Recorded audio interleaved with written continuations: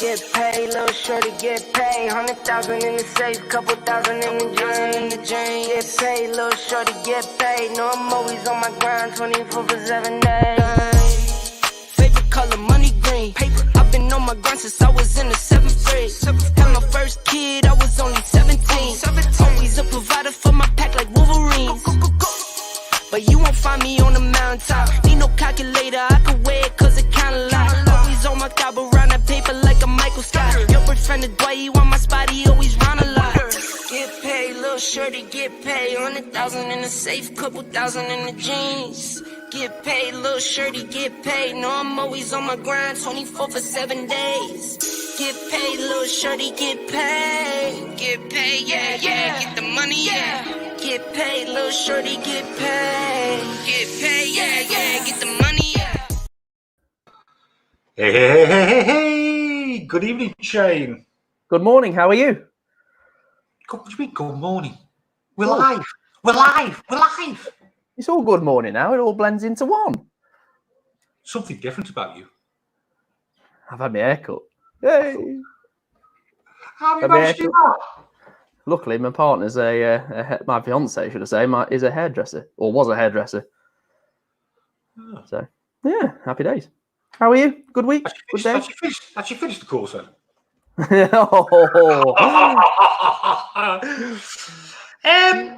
When did we do the live? We did it on Tuesday, didn't we? Yeah. One of the days, ending in day, yeah. Yeah, it was a good live that was on Caravan, something different. And I thought Mark answered some really good questions, mate. Really good. He did actually, yeah. And that other guy called Lee, I'm not sure if we'll have him on again. I don't know about that. No. I can easily describe tonight's show. It's either going to be great or we're going to just crash and burn tonight. Hopefully both. Who've we got on? Well, we've got lovely gentleman. He's very polite, very posh. He's called Jason. Jason R. No, Jason F. Jason F. You're Jason R. Jason F. from 4Front Motorhomes. He's a southerner, very much so. And 4Front, one of the biggest, or probably the biggest used dealer in the country, would you say? You got some stock down there. They buy a lot of stock, mate. They just go for it. They obviously did the cars to start on with, so it'll be quite interesting actually to listen about the crossover. I know, because they are completely different, really. Yeah. You know, with cars, you're just thinking about the bodywork condition and engine, whereas motorhomes, that's probably the last on your list, really.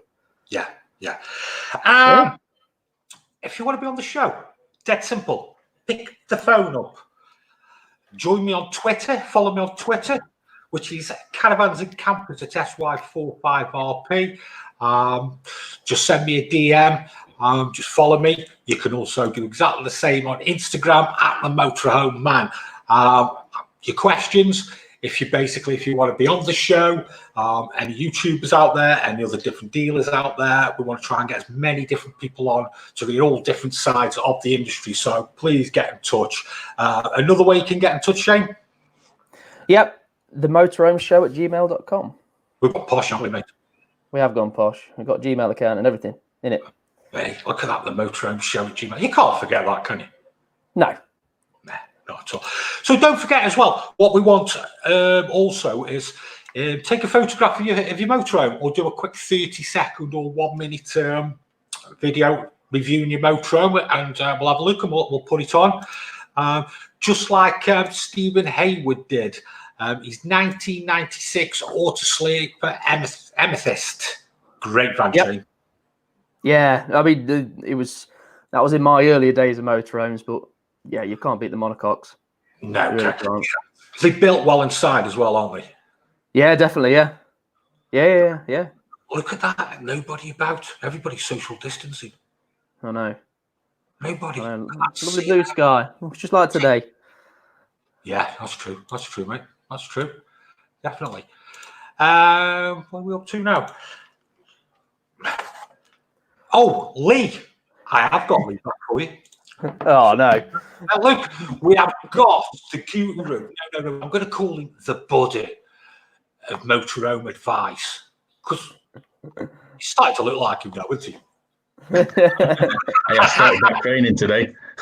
So, okay, everybody, get your questions in. We're going to get Lee up throughout the show, answering all the questions. So, any different advice, the harder the questions, the better. But just anything really, just basics, any types on motorhome, caravan questions. Just basically, just get them in, and then Lee will pop up and just answer any of the questions. Okay, Lee? Yeah, no problem. Oh, glad you're enthusiastic tonight. I've been in the sun all day. All right, mate. Okay, shall we kick the show off? Yeah, let's go for it. Well, why is it today? What? Is it today? It's VE Day. Very big celebrations today. There's been a lot of people on the streets around me. I probably see more neighbours today than I've done in the last 3 years of living in this house. Which is really nice to see. Everybody's had the flags out. Everybody's been celebrating, talking, get a bit of sanity back, a bit of communication. Yeah. Lily decided to do some flags last night as well and used all the ink up on the printer. So, shall we kick it off, mate? Shall we get started with VE Day? Yes, let's go. Let's do it.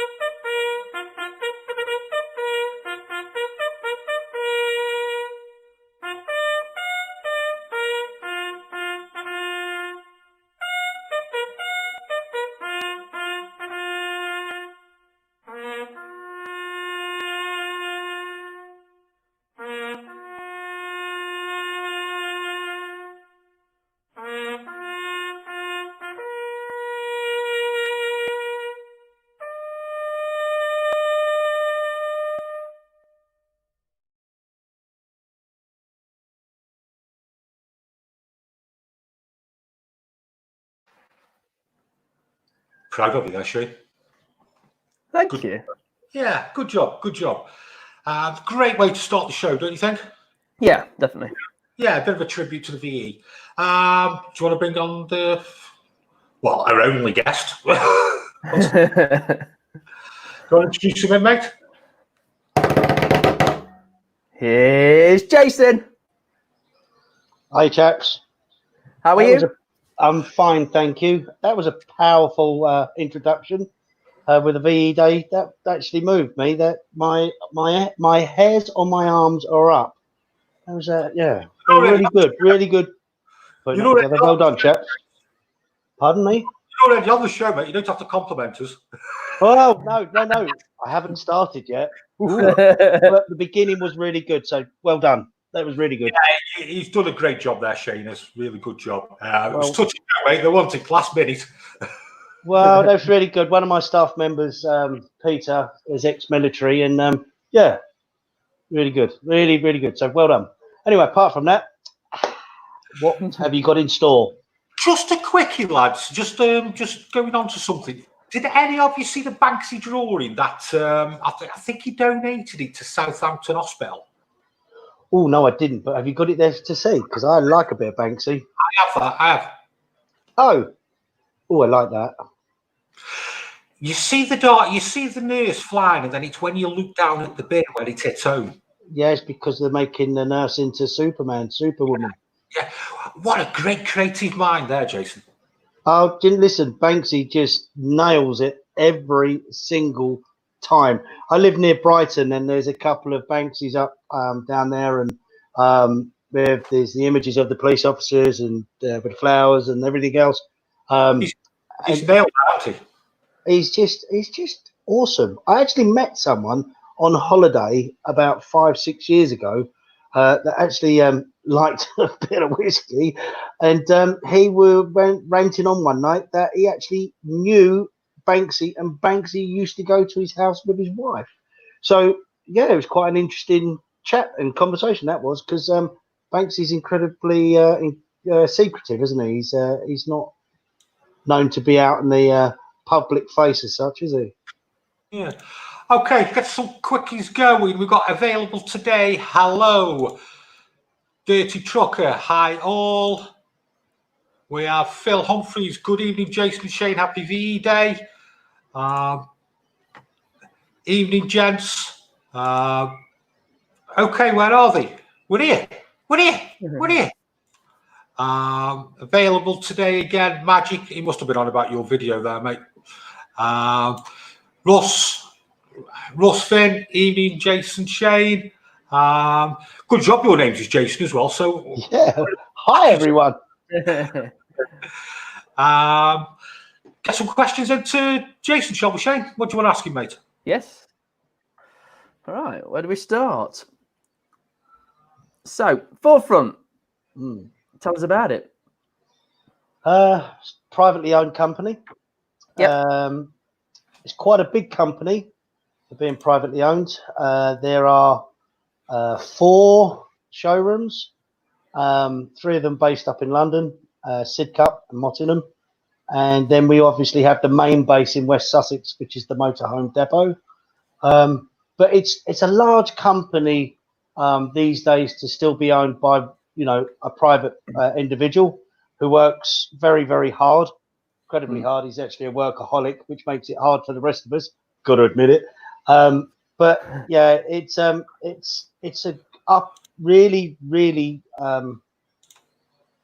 good company. It's fun.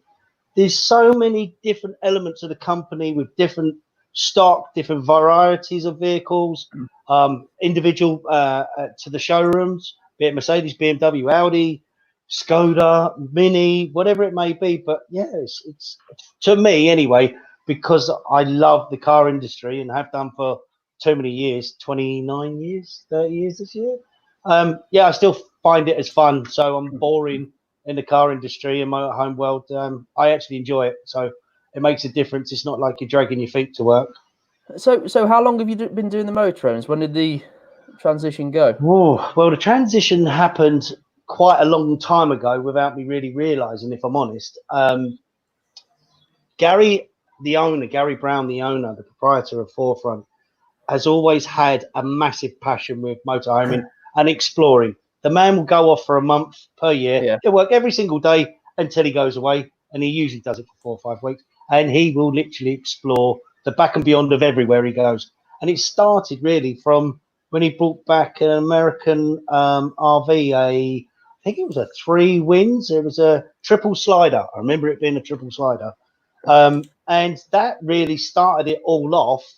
I was more headstrong on what I was doing and running a business in West Sussex with the 4x4s. Gary was slowly but surely building stock up on the motorhomes over a good number of years. And then it really pushed forward probably about 4 or 5 years ago. But we've always done motorhomes, but not to the standard or the amount Scale. we're doing now. Yeah, the scale we're doing now. It's taken over. It really has, but in a great way.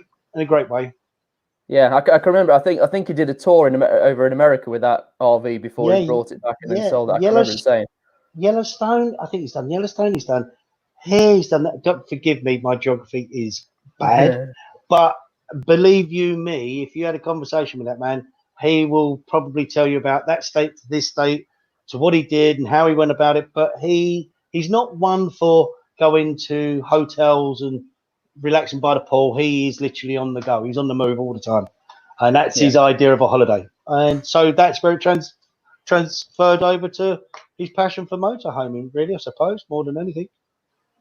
And how have you found the transfer? Has it been quite easily, or? It's to be honest with you, it was started up on that side. I still had the 4x4 side, and it slowly built up. I must admit, I was headstrong on what I was doing with the 4x4s. I had a strong passion for what I was doing. We'd spent a lot of time, Gary and I, when we worked together, when I first started. I've been with Gary nearly 10 years. And we were a team. We were really good at doing the buying, the selling, the preparation, getting it all ready. We obviously had everyone else around us, but it was me and him that were really gunning for it to make everything work. And obviously, it's the same with the motorhome. So yeah, it's gone boom. Yeah. And I mean, what sort of stock do you carry? How many? Well, we'll go anything up to about 130 motorhomes. We're a touch under stock because we were flying from Christmas. I mean, it's quite funny because I'm new into it. Gary's not. He we expect to have we expected to have the slow periods. I really have got birdsong going on in my ears. I don't know where that's coming from. Someone got a window open. Probably And me. it's always you. What do you mean? Probably it's always you. I'm bringing nature to the show. It's nature. It's either the I think toilet nature flushing or the kids or doing something. I don't know. Nature. Anyway, so yeah, everything is the transition went quite quick. It took obviously a good amount of time, obviously scaling down on the 4x4s. The London branches were still going very fast with everything they were doing. And yeah, the motorhomes, it's a new experience for, more for me. But I'm enjoying it. If I'm honest, I'm really enjoying it because it's like a new lease of life, a new vocation. You've been selling cars and 4x4s for 20 odd years, 25 years. Yeah, it was a nice learning curve. I've got a lot to learn, but I'm enjoying it. I really am enjoying it. The thing about it, Jay, every day's a school day, mate. Every day. All you know. Yeah, if I think if anyone could turn around and say they know it all, they're going to go to work bored, aren't they? They're just going to be bored. As soon as they turn up, I'm bored. I know it all, Yeah. But it's same, for instance, with cars and 4x4s, anything with four wheels, really. My education from a young age, before I even left school, was I used to sink my head into an auto trader. I knew every car. I knew every model. I knew every this, every that. I knew the prices of everything. And yeah, I'm just kind of doing that again now, but in a different setup, being with the motorhomes. So yeah, it's something new, something great, and I'm enjoying it. And obviously, without picking you two up because we're on the show, but good company, good chat. When I see you, it's nice to meet people like yourselves. There's a few more of you. I've got to crack it. Here is right. You're going to break your virginity. Waffling on. What? Right, you're going to answer your first comment. Are you ready for this? Are you ready? Oh, God, all right, go on in. Hit me with it. When buying a used motorhome from a dealer for about 25 grand, is it okay to offer 2 or 3 grand less? Well, listen, anyone can make an offer. Of course they can. They're entitled to make an offer. But no, there isn't that kind of margin. Listen, do you know what it is? You never go, no. What you'll do with that customer is you actually laugh and you actually bring them back round to understanding there isn't those kind of margins left in vehicles anymore as such, especially with the preparation and everything else that's involved with motorhomes. But at least you can ask.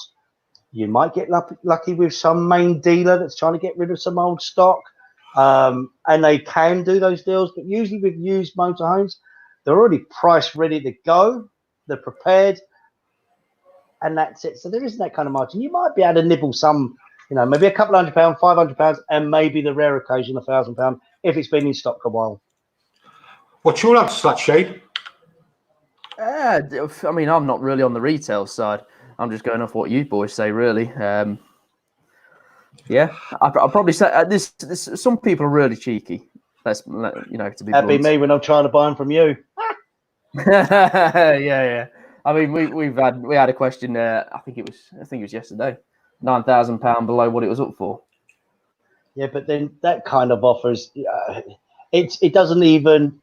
It's not even worth giving them a reasonable answer, is it? No. Just stop. It's fine. Yeah. I think you answered that really well, Jason, actually. And I think one of the biggest points you came across is, like you say, there ain't the profit margins in them if you're gonna send the vans out right, i.e. with your servicing, your cam belts, your habitations, your valeting, your aftercare, you're looking after. The responsibility for 6 months, it's everything there. I mean, we're responsible for a lot longer than 6 months, not legally, but we're there to help the customer.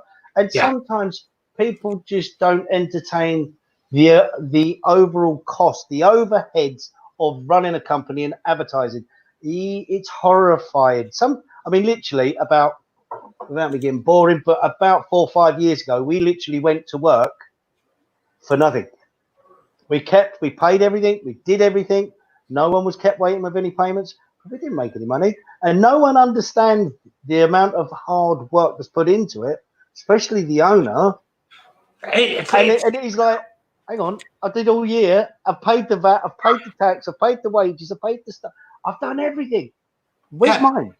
Yeah, it's like when people they'll go to me and they'll go, "Oh, you've just sold a 30 grand van." Well, hang on, I've just brought one in there at 40 and one in there 55. Yeah. If you understood, well, listen, guys, I know you understand overheads. Shane, I know you've got overheads. You've got a unit, you've got advertising, you've got this. Especially yourself, Jason, you've got yourself a site, you've got your offices, you've got your staff, you've got everything, you've got your advertising all taken into place, and you know how much it costs to run it. But when you get to, without me blowing any form of trumpet, because I'm not doing that, but bigger doesn't always mean better. No. So when you're at our quantity of stock,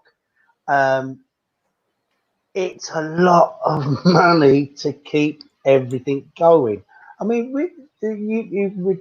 our advertising bill, to give you an idea, across the company, is over 25,000 a month. Yeah. And that's the whole business. There's 4 enterprises there, part of the 4Front group. But I don't even want to go on about all the other bills without all the staff. And even keeping something clean, it just costs money. And that's all it comes down to. And you're saying this to a customer, and the customer's literally getting out the violin. But as long as you can have a laugh with that customer, and I generally 9 times out of 10, I will have a laugh with a customer. It makes it easier. I will turn the situation around. I will make the poor me, and he will understand. And we get on and move on and do our best to get them into what they need, not what I'm trying to sell them. It's what they need. Can I just bring Lee in a second? Hi, Lee. You all right, mate? Yeah, I did have an email the other day, and it basically says, "How do I know my batteries are charging off my hookup?" I assume it's meaning leisure and vehicle. Leisure battery. If you plugged into your electric hookup, there's several ways of really checking whether it's charging. It all depends on what sort of setup you've got. The easiest way will be to check at your battery with a multimeter. That way you've got a certain voltage there when you switch the charger on and off. So you'll see the voltage actually rise and fall. You can use a clamp meter with a lead, like we do for testing when we're doing a service. But for your general public, I would say voltmeter, checking at the battery. Your other ways would be your display on the wall. Switch your charger off. If you've got a digital display, that's got the dial on it, you can switch the charger on. You'll see the voltage rise on there. One thing you've got to be aware of is how good your battery is. If you've got a dodgy battery, you may not be getting the output that you would expect from the charger because the battery is low already and it's trying to charge a duff battery. So how would you know that, Lee? Again, that would need you to disconnect the battery and have the battery tested. That'd be the best way to do it. Do you know one thing I do to test the battery? When I get a van and I want to check it off, what I tend to do is put a hookup in it overnight, and then when I come in the next day, I'll take the hookup out and just put all the lights on and just see how long the battery lasts. Yeah, that's a simple test for checking your battery. Most vans now have got intelligent chargers which charge initially from 14 to about 14.4 volts. Once they get up to full charge, they'll drop then down to about 13.7 to 13.9 volts. Once you switch that charger off and you've switched those lights on, it should quite quickly come down to around about 12.5 volts. You can soon tell whether a charger's working if you've got displays. If you've got a Sargent unit with a little digital display on it, you can press the select button. It'll tell you exactly what your charger's putting out. I think your best way is what you said, though, to just put a multimeter on. Yeah, it's the best surefire way to know what your charger's putting out is to disconnect the leads from the battery, make sure they don't touch, obviously, put a voltmeter on it, switch your charger on, and you'll get exactly what your charger's putting out. I've had one coming on Instagram. How are Auto Trails servicing motorhomes now, and are they extending the date to get it serviced by, Lee? Right, that is one that I've actually just been looking about 5 minutes ago for Auto Trails. I've actually done a list here of where people are with updates for servicing and what's going on during the current situation. Auto Sleeper and Auto Trail, I've not been able to find out any info on as yet, but I have got a list for all the others. Do you want me to go through them now? Yeah, will you be putting them on Facebook as well, mate? I'm going to put them on my Facebook page tomorrow. And then I'll keep it updated as and when I can get more info. But as it stands, just quickly, Lee, so if anybody wants to check tomorrow, it's on Facebook. It's Albi Caravan Services Limited. He's putting everything on there for you. Yeah. Sorry, mate, you're far away. All right. So as it stands at the moment, Adria have updated theirs, and they have now got 3 months from registration. So your date of registration obviously has to be serviced annually. They've extended theirs now to 3 months. Bailey have extended their warranty grace period to 4 months. Benimar, I've still not got anything for. Coachman have got 90 days from when the restrictions are lifted. That's a bit of a dodgy one because, you know, Yeah. when do they count as restrictions lifted in what way? So, but that's what they're saying for their warranty period. Is they want 90 days from restrictions lifted. Irwin Heimer Group, which is Eldis and Heimers, etc., as soon as possible from the lockdown finishing. They're not given a definitive date. Hobby have extended by 90 days. Luna, not finding out much info for. I've been on their website too. Mobile Veta and Roller Team, I've still not got anything for. Swift have extended theirs by 4 months, and Nouse have extended theirs by 6 months. Yeah, I think I had a look the other day. Chasson and Burster, I think they're up to 6 months as well. I had to go to their Facebook page to find that, but that's what they put up for them, which is good.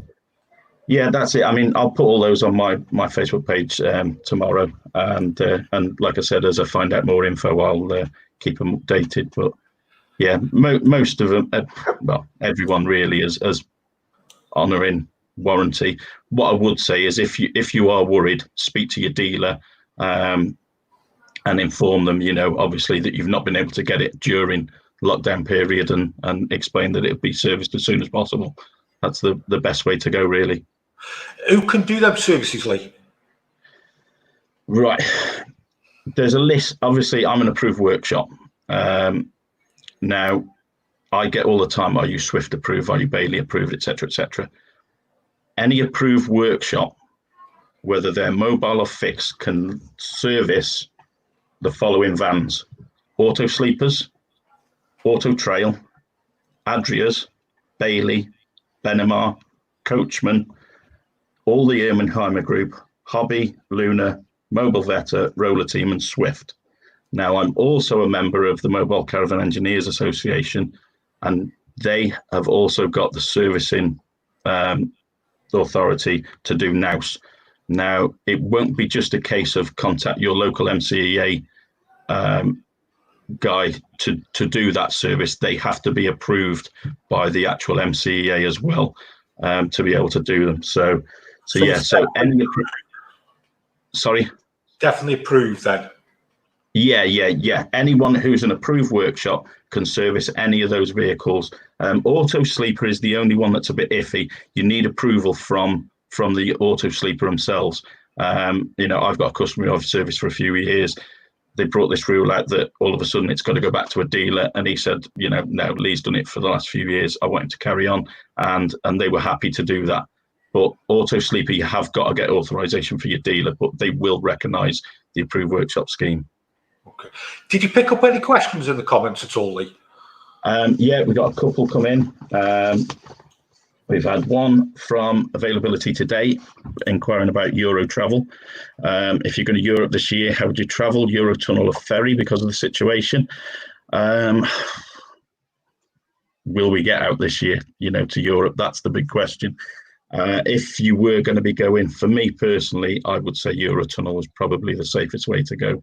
I think if you were to get on a ferry, chances are you'll be, probably confined to your van anyway, the same as you would be on Eurotunnel. So, yeah, I would say Eurotunnel if I was going to be heading off to Europe.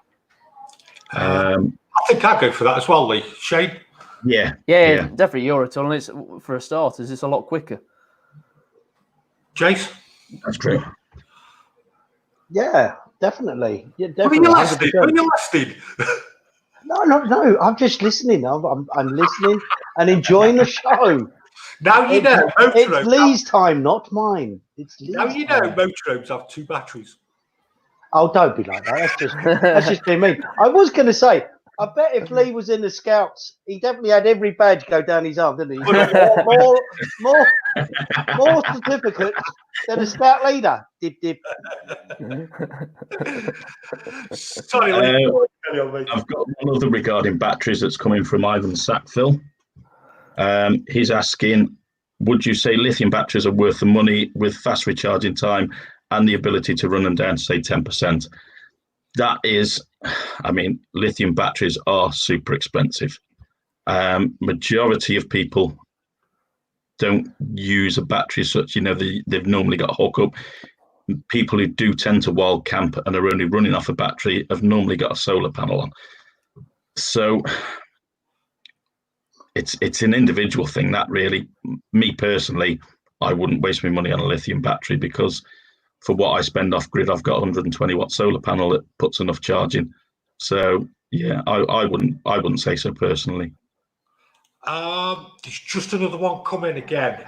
What is an ideal level for the leisure battery not being connected to an electric on a motorhome? If your battery is not connected to the electric, it should be sitting at around about 12.8 volts.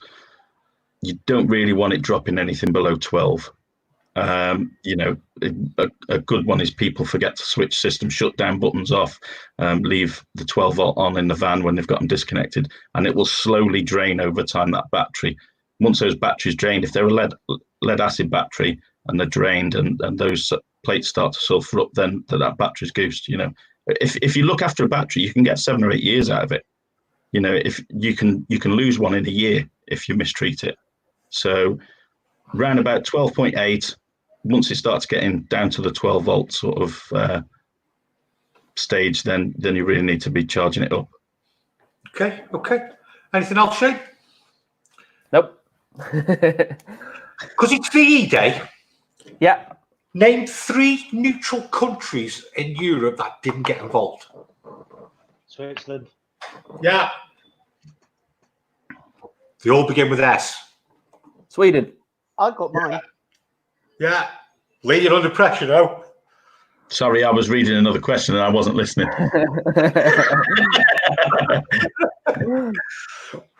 Maybe 3 neutral countries in Europe that weren't in the war. We've got Sweden and Switzerland. And it begins with S. Somalia. No, go on. Spain. Really? See, I never knew that. I never knew that. Google knew it. Well, it's You like didn't. that. Come on. Oh, it's not from you, Jace, is it? It's Google. I've only just found out we've got 2 batteries. Oh, stop it. Surprised about Spain, though. Really surprised. It's huge. Yeah. Huge. Oh, another question I got as So well. many expats are in Spain. I get it now. Another email I got, Lee, just a quickie. When I'm not using my motorhome, is there anything I should be doing? Drain it down. Make sure it's completely drained down. Even through the summer period, you don't want to be leaving water in the system. It's going to gunk up all your pipe work and everything like that. So, make sure it's completely drained off. Leave your taps open. close everything down. Especially this time of year, I'll be closing curtains and things like that as well to stop the sun getting in, because it's going to bleach all your fabrics, etc. Yeah, other than that, really, it'd just be a case of what you would normally do if you were going to winterize it. Okay. If you brought a second-hand £25,000 van, how much depreciation would you expect over 5 years, assuming it was kept in good condition? Oh, God, good one for that. Go on, then. Right.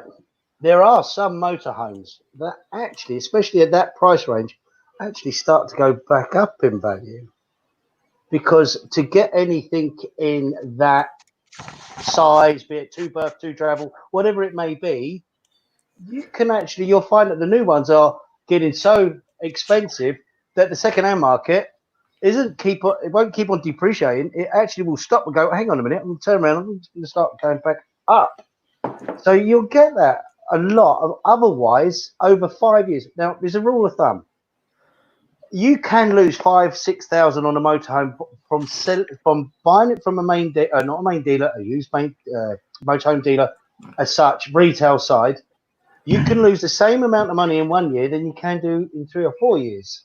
So in something like a motorhome, as the question asks, assuming it's kept in good condition. I reckon you'd only expect to lose probably, if it's around that value, probably about £5,000, £1,000 a year, which is really, really low. Now, that's what That's I a good think. shout, Jace. That's a good shout. I see. Yeah. When you get to the 25,000, 30,000 market, you're always going to sell them. You just will, as long as they're in good condition. If they've been mistreated, they've had leaks, the floor's gone, the panel's gone on the wall, wherever it is, it's going to be worth 10, 15 grand because you've got to spend £5,000 on it.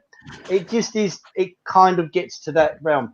But really, a 25 grand van, 30. Well, going to be more towards 30 grand van to be half sensible. You won't lose that much over the 5 years. You will probably lose as much over 5 years as you would in 1 year in getting rid of it. So it'd be the same. That's what I think. I'm just going to roll with some comments because we've got some comments coming in. What do you charge for full habitation? It's the least show, Shane. We might as well just change He's it. going to make a fortune. And will you travel to Glossop in Derbyshire? You sound like a class act. Are we paying people again? Yeah, but that's good to hear. Good to hear.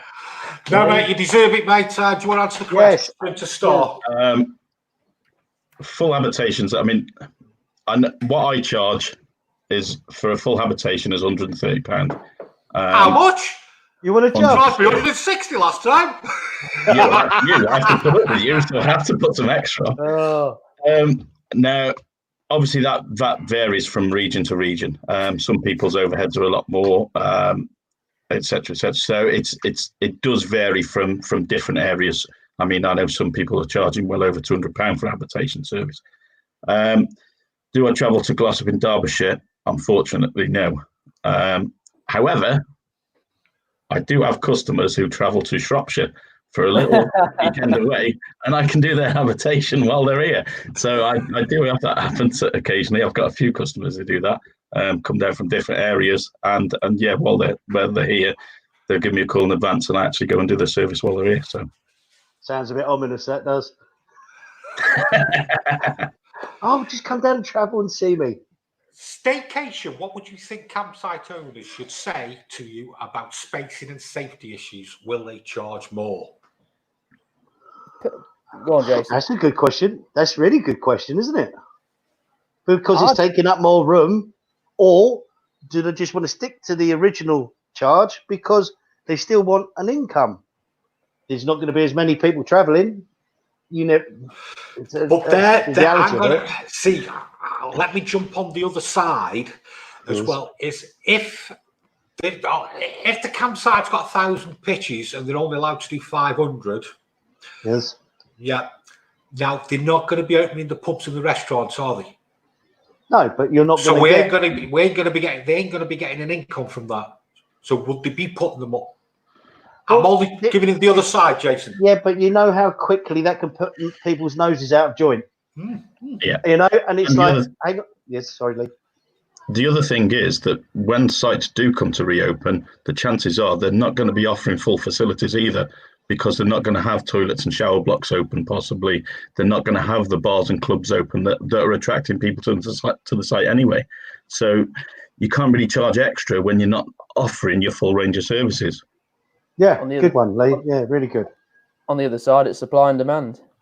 If people wanted to get out, I actually think they should I actually think most of these vacation spots where motorhomes go to, I actually reckon they should give them some sort of incentive to get everyone back into doing their holidays, rather than staying at home.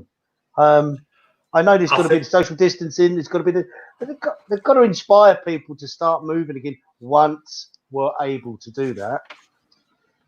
You've got to bear that in mind. We don't know how long that's going to go on for, but I would have thought it would be bad if they were to increase their prices. I know they've got to cover overheads, but it's better to have a penny than not, as such. You know, I would love to be selling as many motorhomes as I was 2 months ago, 3 months ago.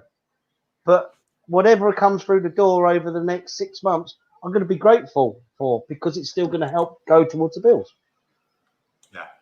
I think, to be honest as well, Jason and Lee Shea, I think people are going to be itching to get out in the camper van or caravan. Oh, definitely. My phone started ringing this week. Really started to, liven up again with people who are, I need to get this done prior to getting out. And they're a bit disappointed when I tell them I've got like 9 weeks of work backlogged as well. So it's going to be a while before I can get to them. Okay. Or they could travel to you. Yeah, they could travel to me. I'll have to work late days. He's never going to leave his house. The whole road's going to have a motorhome. It's going to be like a McDonald's drive-through. I'm going to be there. All 2 meters apart. Yeah. You're kidding me. That's a bloody good idea. I tell you, the only people making money at the moment are supermarkets and butchers. What about habitation people? They're going to be making a fortune. They need to be just by themselves. That's it. That's all I need to be doing. Go away. Do all motorhomes come fitted with a water filter? And if not, would recommend to have one fitted? No, they don't. No. You get a lot of the onboard pumps have a strainer in them to get grit and things out, but there's no filter in them as such. Recommend to have one fitted. You could.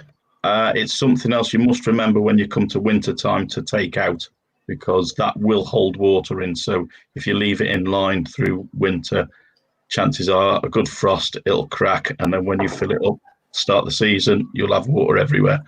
I haven't got a filter in mine. I've got a strainer in mine. We do use the water in the van. I just regularly, clean the system, and you can always use it like a Brita filter if wanted, to filter your water if you're going to drink out of it. Most people say they don't drink out the water system anyway. So again, it's an individual choice, that really. The motorhome's been charging through the solar panel, which doesn't seem to go any higher than 12.7 to 12.8 volts. Is that normal, or should it go higher? No, it should be going higher than that. Yeah. It might be worth taking the battery off and testing the battery at that, because that could be. I'll tell you what you do need to do, Lee, though. Is that at night or in the day? Oh dear. Oh, they're getting bad, aren't they? You're struggling, aren't you? Hey? You wonder why I charge you more. Exactly. Lads, do we have any more idea about when they are opening? I'm assuming that's campsites. Yeah, I'll stick by what the Caravan and Motorhome Club always said, which was 1st of July. That's the only thing you can hope. Well, as long as they're given the green light. As long as it's safe to be. It's only we're waiting for that, the green light. Nothing else. Yeah. Just that. Yeah. Here we go, Jason. Buying a motorhome we know is expensive. Should one go for a cheaper one to try, or rent one, or go for broke and buy new, assuming they had funds? Buying a motorhome we know is expensive. Should we go for a cheaper one? Right. I have this many a time with customers. And there's down to the individual. I don't know what that noise is going on again. I don't know what's going on. I've got a bit. Is it me or you guys? Anyway, with okay.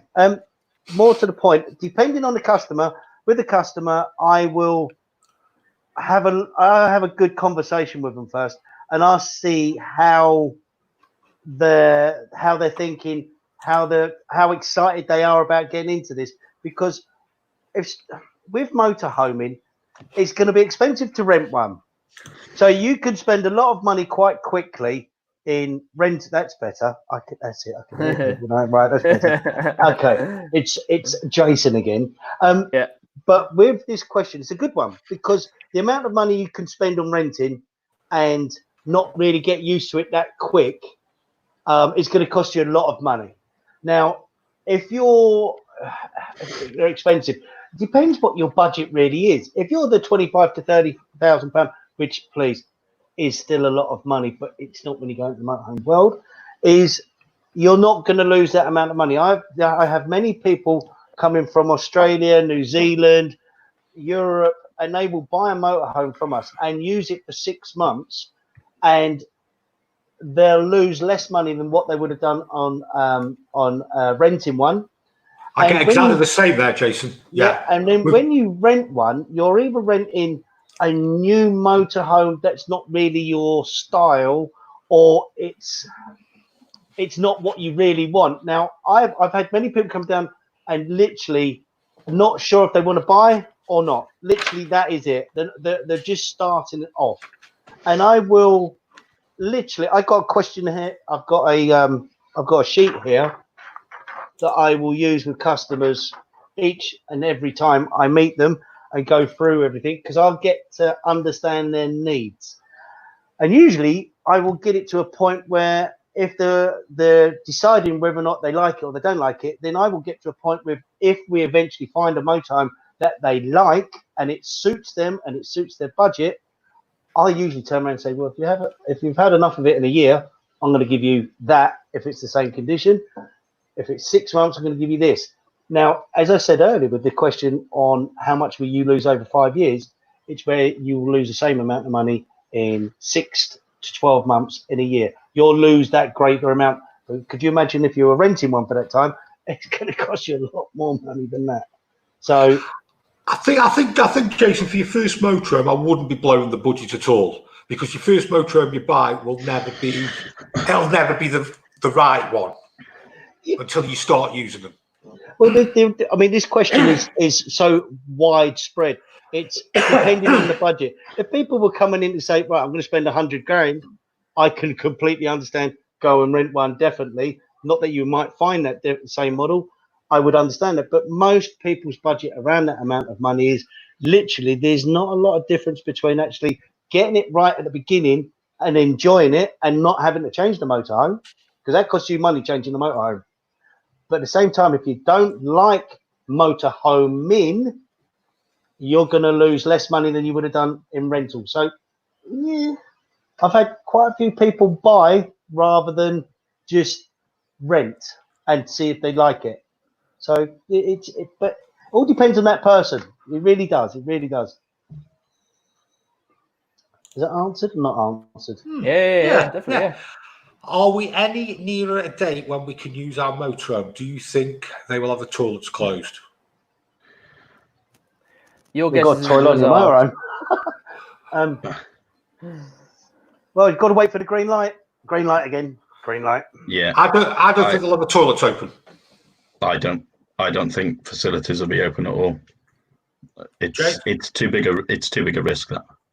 A bit like I said on the last show, I think at best it will be every other toilet, a bit like the service stations are on the motorways. But I mean, you're probably going to have to do that for the people who are camping if they are open to that in the tents, because obviously they can't just go in the tent. It's not good for everybody in there. Yeah. But motorhomes and caravans, they can certainly use it on site and just fill up. You never know. People might actually start to use toilets in motorhomes and caravans because they don't anyway. That's exactly what we said on the last show, Jason. I know. As long as they clean them out before they're serviced. The amount of motorhomes I've bought, and they've turned around and said, never use the cooker, never use the toilet, never use the shower. And I'm like, and you got it for what? What was the reason? And it's like, really? It's like clinically clean. And it's quite fun. It's entertaining. There's a question, Lee. What percentage would you say that you get that haven't had the toilet cleaned out first? Hey? Sorry, I've just lost you there. You still there? Can you hear me? Yeah, that's it. I can hear you. Yeah. Yeah. What percentage would you say that don't have the toilet clean before they hand it over to you? Not many. If there's any sort of smell coming from that area, then it will be They're marked not on the sheet. returning customers. It's not been looked at, and they will be told, look, I've not looked at your toilet because it's not empty, it's not clean. You know, it is one thing that I'm quite strict by is if the toilet's been used, then you know I'll check the flush, check the seals. But yeah, that's as far as it'll go. I bet the habitation report would fail. I just normally put it in the comments. You know, it's rather than smelly. The used smelly. Did. Top 3 7-metre motorhomes for 25 to 30k at the moment. 4 berth for long-term travel. This is for Jason and Shane, I think. Yeah, we'll come to. What do you reckon? Come back to that shortly, Jason. That's going to take some thinking. You've got a 530 layout on some of them, but 25 to 30k is hard. 7-metre, also sleeping the way, but that's going to kick you over. That's only a 2 berth, 2 travel.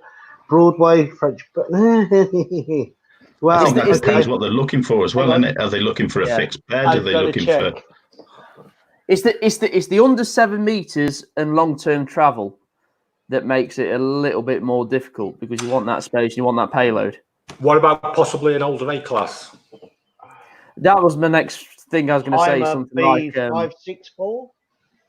Yeah, 568, 564. Drop down bed at the front.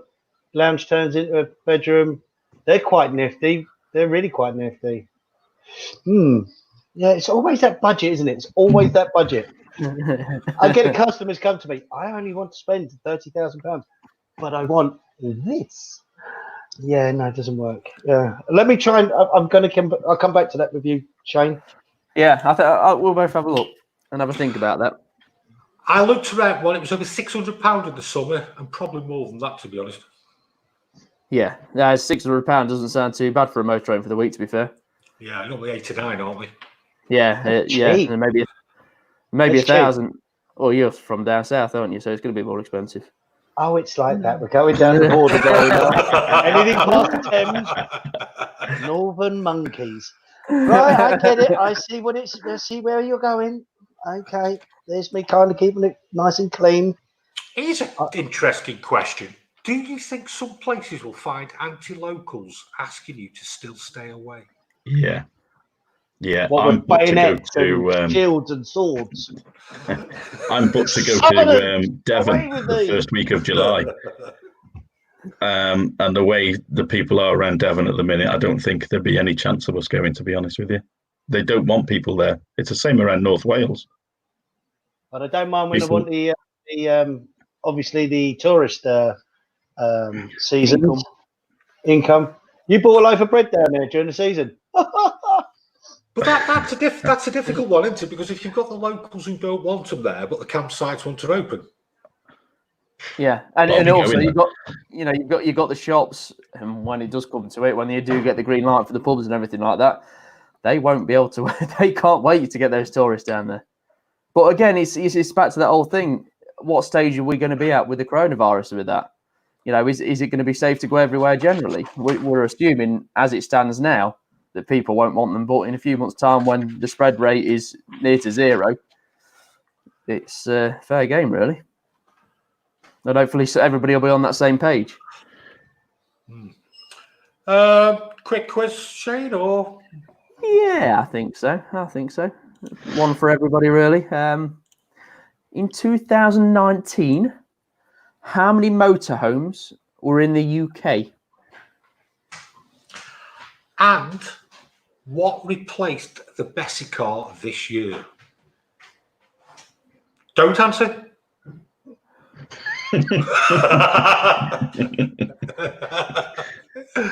Jason should know the Bessie car one because I'm sure we had a walk round in October. Oh, carry on, aren't you? You carry on. I'm trying to answer the last question. I'm trying to look at my stock list to find out. I know you are. So, how many motorhomes were in the UK in 2019? And Shane? What was the Bessie car replaced by for the 2020 model year? Oh, the Sport. Why? Oh, all right. Come to me. Whoa. Motorhome Part tax. salesman, remember, part salesman. Motorhome tax. It went up a bit, didn't it, a few months ago? It did. It went up a little, not a lot. Yeah, what was it? And then come back down again. Yeah. It's a yo-yo. Yeah. Scared everyone half to death, and then they realised after everyone, they put something together, didn't they? And there were so many votes or so many signatures. Yeah, the NCC didn't they? That's it. Yeah. Yeah, it was ridiculous how much it went up to, though, didn't it? Yeah. Yeah, it went up from what's motorhome tax for a year? Is it 265? 265 or 285, one or two. Yeah, 265 to just about £2,100 for the first year. Yeah. Didn't every main dealer go whoopee to that? Yeah. Apart from the ones who had year-old stock in, who cashed in. Yes. Lots of 2019 plates. They all did well with that. Are you winning there, Jason, on Friday the Motorhome? Well, I've got.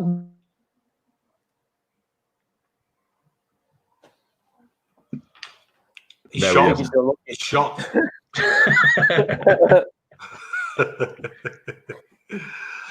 If you're listening, Jason, just refresh your page, mate. We'll just take you out until you've refreshed. So, then, how many motorhomes were in the UK in 2019?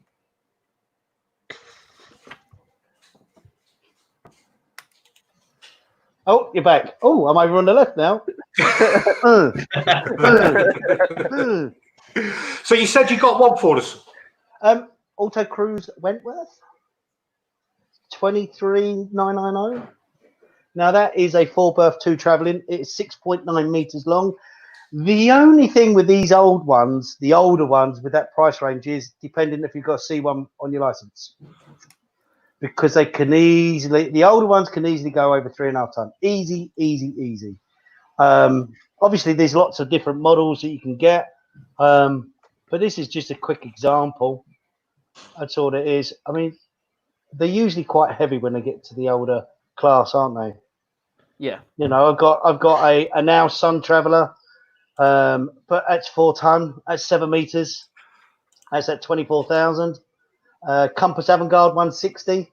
That is within the C1 license, 3.4 ton gross weight, and that's 6 traveling. 6 traveling. It's getting even bigger. But there's a variety of it. You know, some things like this. I mean, the Compass Avantgarde 160. I must admit, I've got a soft spot for, because it's got the bunk bed set up with the side opening. Can you hear me? Yeah. Oh yeah, you're good. Okay. Yeah. Now you've gone again. He's put the curse on there, haven't we? We'll just take a. Shall we answer them questions, mate? How many motorhomes were in the UK in 2019? I did notice somebody has had a guess at it. Ian Blackford, approximately 200,000 motorhomes. I wouldn't trust a word he says. I know him. He's probably Googled that. He's a cheat. What do you reckon, Lee? How many? If Ian says 200, I'm going to go 205. Because he's probably Googled it anyway. I hope not, because he's got it wrong. 225,000 is the answer. Oh, beat him. Yes, get in. Have that, Ian. He's back. Is Is it me that's crashing, or is it everyone else? Yeah, it'd be Wi-Fi, mate. I'd come into the kids' room to make sure everything was good. Connection's better up here. We're better. We're better. Got it. Oh, what was the other question? What was the other question we asked, Shane? What replaced the Besser car? Do you want me to tell you? Sport. I need a moment. Why is that? Down here is the Swift Contiki Sports. As you know, Swift own Bessie car. And where's Bessie car now? It isn't. It is no more. We have the nicer, younger model, which I'm sure we can all appreciate. I need a moment. I loved the old Bessie cars. And it's gone. It's not really being replaced though, it's just been rebadged as a Contiki Sport. It's not a Bessie car. It's now a sport, it should be sportier. I love the best cars. You sound like Kev, you do. Not so much the newer ones, more of the older Bessie cars. I just think it was such a great van. Yeah. Yeah, if the steps worked. You hated maintaining them, did you, Lee? Jason, Bessie car steps. my biggest gripe is steps. Sometimes I won't even buy a van if the step doesn't work. It winds me up. Working and falling apart is two different things, because some of these ones you used to stand on and they used to just go under the floor. So yeah, get that. But yeah, steps. Get a ladder. Bessie cars, yeah. They want to get. What did you think of them, Jason? The Bessie cars. I've sold many, so yes, they're great news as a seller. They actually got a good look to them. They actually look quality, so to me that helps. That works out. But yeah, it's like anything. It's change, isn't it? You know, everything's changing. Everything's being rebought, or depends who owns them. But yeah, I mean, I love a Swift product, and I love the Bessie car product. So if, as Shane said in the video, it's just been rebadged. That's all it is. Yeah. I do find it ever so strange how they've took out such a long-standing name and just rebranded it with something that's very similar to what they've already got. I mean, there's already a Contiki. Why just add a little sport Some on accountant the end owns it somewhere and decided it was a good idea. It's up there that makes the decisions, and they're not talking to the people down here. The people that are selling their products, especially the main agents. But it's just change, isn't it? It's like cars, isn't it? Volkswagen, Porsche, who owns all of them? Volkswagen, Skoda. There's going to be only a few superpowers in the industry that are going to own all the pockets of everyone else. That's all that happened. This is putting a thing about ovens not being used. Russ says, one thing for sure, going away in July, people will use their ovens and hobs and bathrooms. Yeah. Yeah. These going to have more work. Yeah, that's it. It will, yeah. Because they've never used them before, so they'll all start going wrong.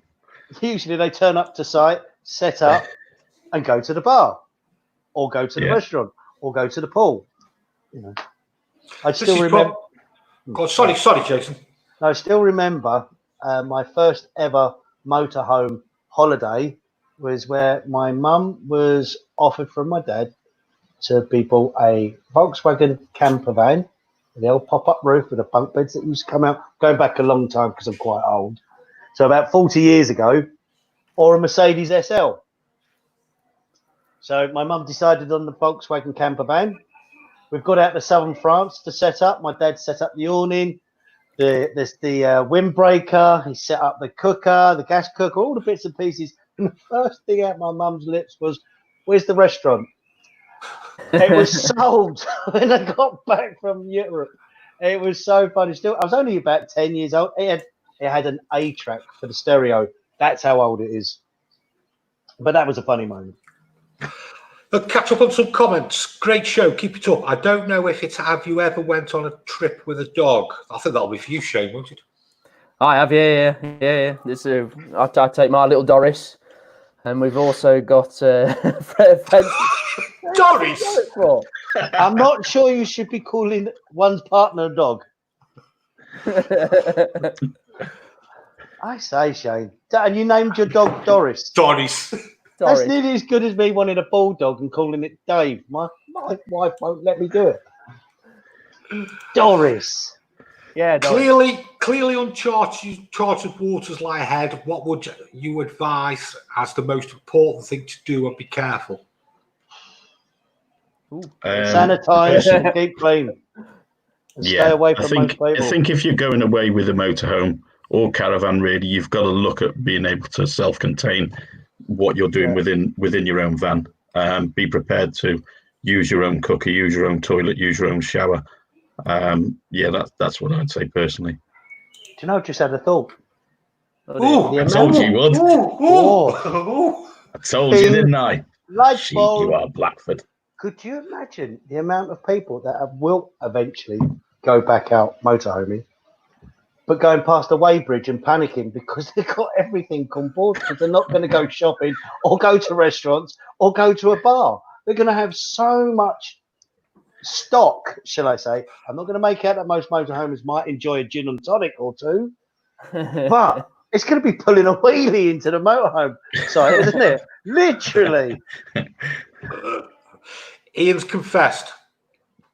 I told you. Did look it up. Any chance you could...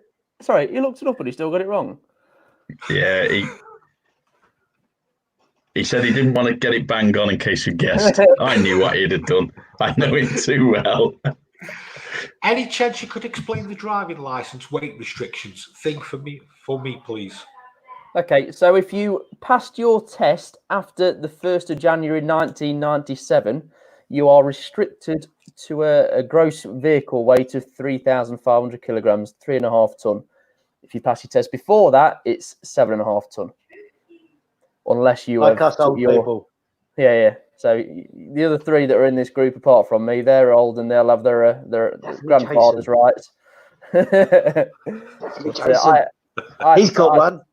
Yeah, I had to take my class 2 and then I ended up taking my class 1 as well. Oh. There's Doris. Great show and keep it up. Can you give me some tips about living in a van with a small dog and what can you do for the flooring just in case she pees on the floor? I've got the answer. Yeah. Leave the dog at home. No. Sorry, my kids just went to bed, so I had to say goodnight. But no problem. To live in a van. Right, okay, I have got good tip. Have you got good tips about living in a van with a small dog? Right, have you bought the van or are you about to buy the van? Because then you can get some certain motorhomes that will work quite well with having a dog. I.e., you could have the rear bunk beds on 696 Lifestyle, where you can do the bottom bunk as a kennel and have the door open for it getting in and out, depending on your budget. But other than that, leave it at the bus stop at home. Now, here's the other question. Does the dog sleep in bed with yourself? But mainly, just keep the car. Just take the car. Gladys sleeps with you, doesn't it? Gladys sleeps with you. Doris. Okay. Stupid old Gladys. Who's Gladys? Oh God! Quick run. How well is the eldest Accordo made, and what is your opinion of them? Oh, this is Pass it on to Lee. I'll be honest, completely honest. I'm not a big fan of eldest build quality, especially the newer stuff. In my opinion, it's poor. The older stuff is better, but eldest build quality, in my opinion, is quite poor. Whether that will improve now that the Heimer group have got involved, because Heimer's build a good van, it'd be interesting to see in the future. Heimer the other day. Sorry, the other night or last week, was it Aaron that was knocking Heimer? No. But Lee, I'm building a list on you on not liking certain products or brands. It was Bailey the other night, and I'm like, wow. Bailey's are another one. Yeah, Bailey's eldest. But you can't remember that these are newer vans that people are getting into and enjoying it. That they're not 15 years. you know, the older stuff that people were keeping like 30 years ago, 20 years ago, you know, yes, of course, but people are in and out of these things quite quickly. I know what you're saying about build quality, but sometimes it's going past the fun element of actually being in a motorhome. But it's the money gets out of hand, doesn't it? It just keeps on going up and Yeah. up and up. Don't get me wrong, Bailey wise, they have some nice layouts. They do have some really nice layouts in the van. Exactly. But you know, I've got one customer in particular. I thought he'd done a DIY job under his seats. You know, it was rough sawn timber. It was shocking quality, really bad. Was that brand new? But, yeah, it was a year-old van. Don't get me wrong. I don't sell new vehicles. But right, no, okay. I have got a favourite though. Go on. Cool. Oh no, No, we'll we'll get ask no, you- no, no, no, we'll ask no, you no, that. No, we'll ask you that. Oh, hang on, chaps. What? An hour and 10 minutes so far. How much longer are you keeping me on? We'll go all night. Oh God, can I get another drink then? Which manufacturers depreciate the less in value? Which manufacturers depreciate the less in value? Chasson. Chasson. No. I'd go No. Chasson. Yeah. Which manufacturers depreciate the less in value? Bedemar, Chasson. Börsner. Depends on the price range on that. The Chassons, they seem to be But 45 that grand is new. it's a wide question, isn't it? It's a real wide question, Yeah. this one, because it's like anything. You buy something for 70, 80, you're going to have the 20% as soon as you go out the showroom, be it a car or a motorhome. But when you get down to a certain year and price range, they're quite good at slowing down with their depreciation. That's across the board. That's not just one or two. Yeah. It's most of them. So that's across the board, really. That I wouldn't put it down to one. How about to throw this at you, Jason? The depreciation is all about how well you've looked after the van. 100%, because you've got to be looking at if it's being offered back to a dealer, a used dealer. It's about the preparation costs that are involved, and if everything's working as should be, it hasn't been kicked, hasn't got scratches, multitude of use. I mean, I've literally had people offer me a motorhome, excuse me, and describe it as next to brand new, albeit being 6-7 years old, and I get excited. I'm like, fantastic. The money they want for it is fine. I'm like, great, come down, let me have a look at it. And it turns up and they're living in it. And it's like, right, what about that? And what about that, Mark? What about that being kicked off? And why is there a doorman? And you get to a point where you're like, people's expectations of what they think is brand in good order isn't. And it's just, it's shocking sometimes. But most of the time, you know, they're in good order. They're in good order. They're going to get the right money, and you can retail at the right money as well.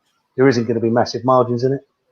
Okay, one for Lee. It's charging via solar at 12.7 to 12.8 over the last few weeks. What should the solar panel achieve? The motorhome is a Bessie car 560 coming up to 1 year old. Right.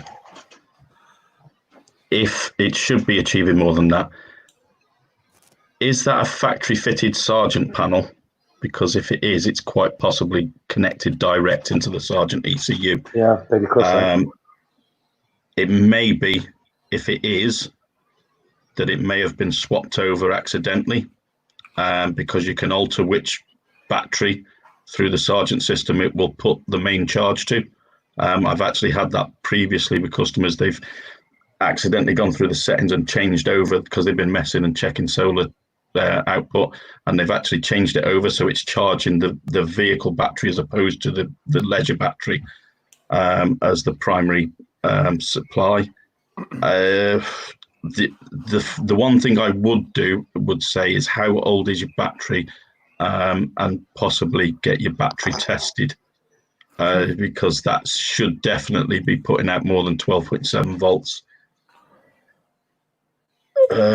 Yeah, so really test your battery and check your settings if it's a solar one, if it's a Sargent one, sorry. With such a short season now, is winterising a must now? Definitely. It is anyway. Winterisation's a must every year. Yeah. I've had, over the last couple of years, seasoned caravanners and motorhomers caught out by the the most basic of things, as they've closed the taps when they've drained the water off. And then start of the season, the frost got into them, damaged cartridges, and taps aren't cheap for caravans and motorhomes now. So yeah, winterization definitely a must. Yeah. Aaron, we had Aaron on last Friday. I don't like new armies, just don't have the wow factor, the price they are. The old ones are great. I think that's what he was actually saying last week, where you'd have thought Heimer had pushed it out more and more. They seem to just carried on. It's a shame. Okay. Yeah. Yeah. Yeah, they're just a bit plain. Is the best way to put it. Yeah. Plain. Hey, just let me go back to Chris Borgs. Now, Jason, that one. Yeah, that one. Jason mentioned an A class for that 25 to 30 grand as a 7-meter van. I reckon something like a Rapido. Yeah. 03, 04, 05. I think that'd be a nice touring van. Nice payload. You got a garage and French bed options as well. 996. Yeah. I'd go for something like that. If not, you've got Niesman and Pilot as well, I guess. Well, yeah. Depending Rapido. on the money. Yeah. Good shout, we don't really shy away from many questions on the show. What markup will a motorhome dealer typically have in a used 40k van? Start. Now, I don't ask you how much money you earn a week. But it's just all down to the dealer, their overheads and everything else they've got on. So depends if it come in part exchange or they went out and bought it. Loads of circumstances. Yeah. I can have £500 in a motorhome because I've taken in part exchange, but I know I'm going to sell it quick. and the other thing to that is markup's very difficult because you don't know when you're buying it in the first place, what you've got to put into it to get it out the other end. You could buy something, for example, 45 grand and spend 3 grand on getting it ready by the time you take your VAT out, your warranty fees, any preparation to get it going. And don't forget, you'll be paying the VAT and profit VAT on and the tax on the full amount that you purchased to sell, and it doesn't take into account the spend you spend on getting it prepped. So there's all that to take into account. But yeah. It might take £1,000 worth of advertising to have bought that van in the first place. Yeah, but really, a 40 grand van, you'd want 10%. You'd want 4 grand, wouldn't you? I mean, that would be within reason. That's taken into account with all your costs, marketing costs, preparation costs, everything else. You'd probably end up with about 2.5, 2,500 quid after spend. So you'd have 4 grand in it, but you would have spent 1,500 quid getting everything prepped and paying for advertising. So that gives you an idea. If that answers the question. Well answered. Yeah. I spoke to you last week. I really like the Burst of Lyso Harmony line T690 G 2019. Is it a good buy? Is it worth spending a bit more for our first van? Cheers, Martin. That was at the NEC show, wasn't it, last year? Yeah, I mean, we've got one at the moment without trying to promote it. Oh, here we go. But plug. It probably is my favourite 2-berth motorhome in all seriousness, because just that garage, I love a double bed above the garage and all the space it's got and the lights. And it looks so pretty. Doris can jump up on the bed and can have cuddles. Good old Doris. What type of dog is it, Shane? Don't say a Rottweiler. You can imagine Shane on a campsite, can't you? Going, Doris, get out of me!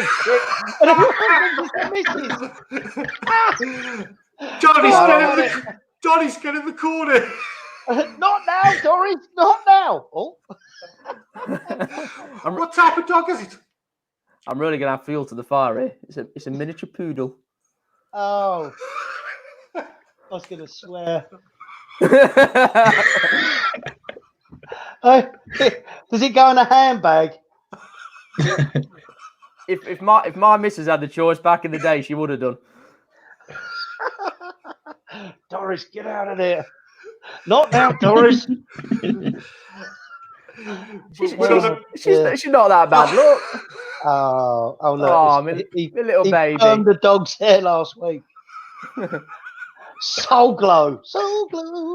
Jason, just cut him, will you? Whatever. Shot put Gladys in. Oh, Doris, sorry, not Gladys. All right, cut me out. At the door. From now on, you're called Doris. That's it. Do you know where the name come from? It's one of my friends always used to call his missus. Your I'm going grandma? out with it. No. One of my friends always used to say, I'm out with the Doris tonight, referring to his missus. And that just stuck in my head for so long, so I just named her Doris. And because Vic didn't want her to be named Doris, I thought it'd be rather embarrassing shouting it out, which is right up my street. I think names for dogs really should be kept to the male side of things. You know, Dave. I love to call it Dave. Yeah, a dog, Dave. All right, Dave. Steve. I used to go fishing, How you doing, Dave? right, with a guy. You want to go for a walk, Right, Dave? he had this puppy on the bank, and he called it Dave, but it was a bitch. Yeah. How he got away with it, I don't know. He called this dog Dave, this bitch Dave. He didn't realise when he bought the dog, did he? He didn't look for someone. Yeah. Already had the name sorted. I think dog days could be a bit boring. You got to put a bit of humour in it. Oh, yeah, you definitely did that, didn't you? Look at us, we're all crying. Ruined us. What question? Okay, people out there, welcome to the Motorhome Dog Show. Could you all post pictures of all your dogs with next to your motorhomes, please, and the names? Hey, you go to the NEC now, and they've got a dog arena. You remember that? Think about that, Lynn. Yeah, I do. Yeah. That's a scary. God. Damn, I Anyway, got alcohol in front of me. Did we answer the Booster question? I ain't got a clue. Hey, Dave. Oh dear, you ain't got a cup of tea, have you? Have you, Jace? You got a vodka. Anyway, well, come on, Martin Seals. Come on, hi guys. Spoke to you last week. I really like the person on this. Yeah, I like that. But can I put a little bit into? I like a particular person, or is that something you're going to ask me later? Because we're rambling on. Well, if you're talking about a particular person, go for it.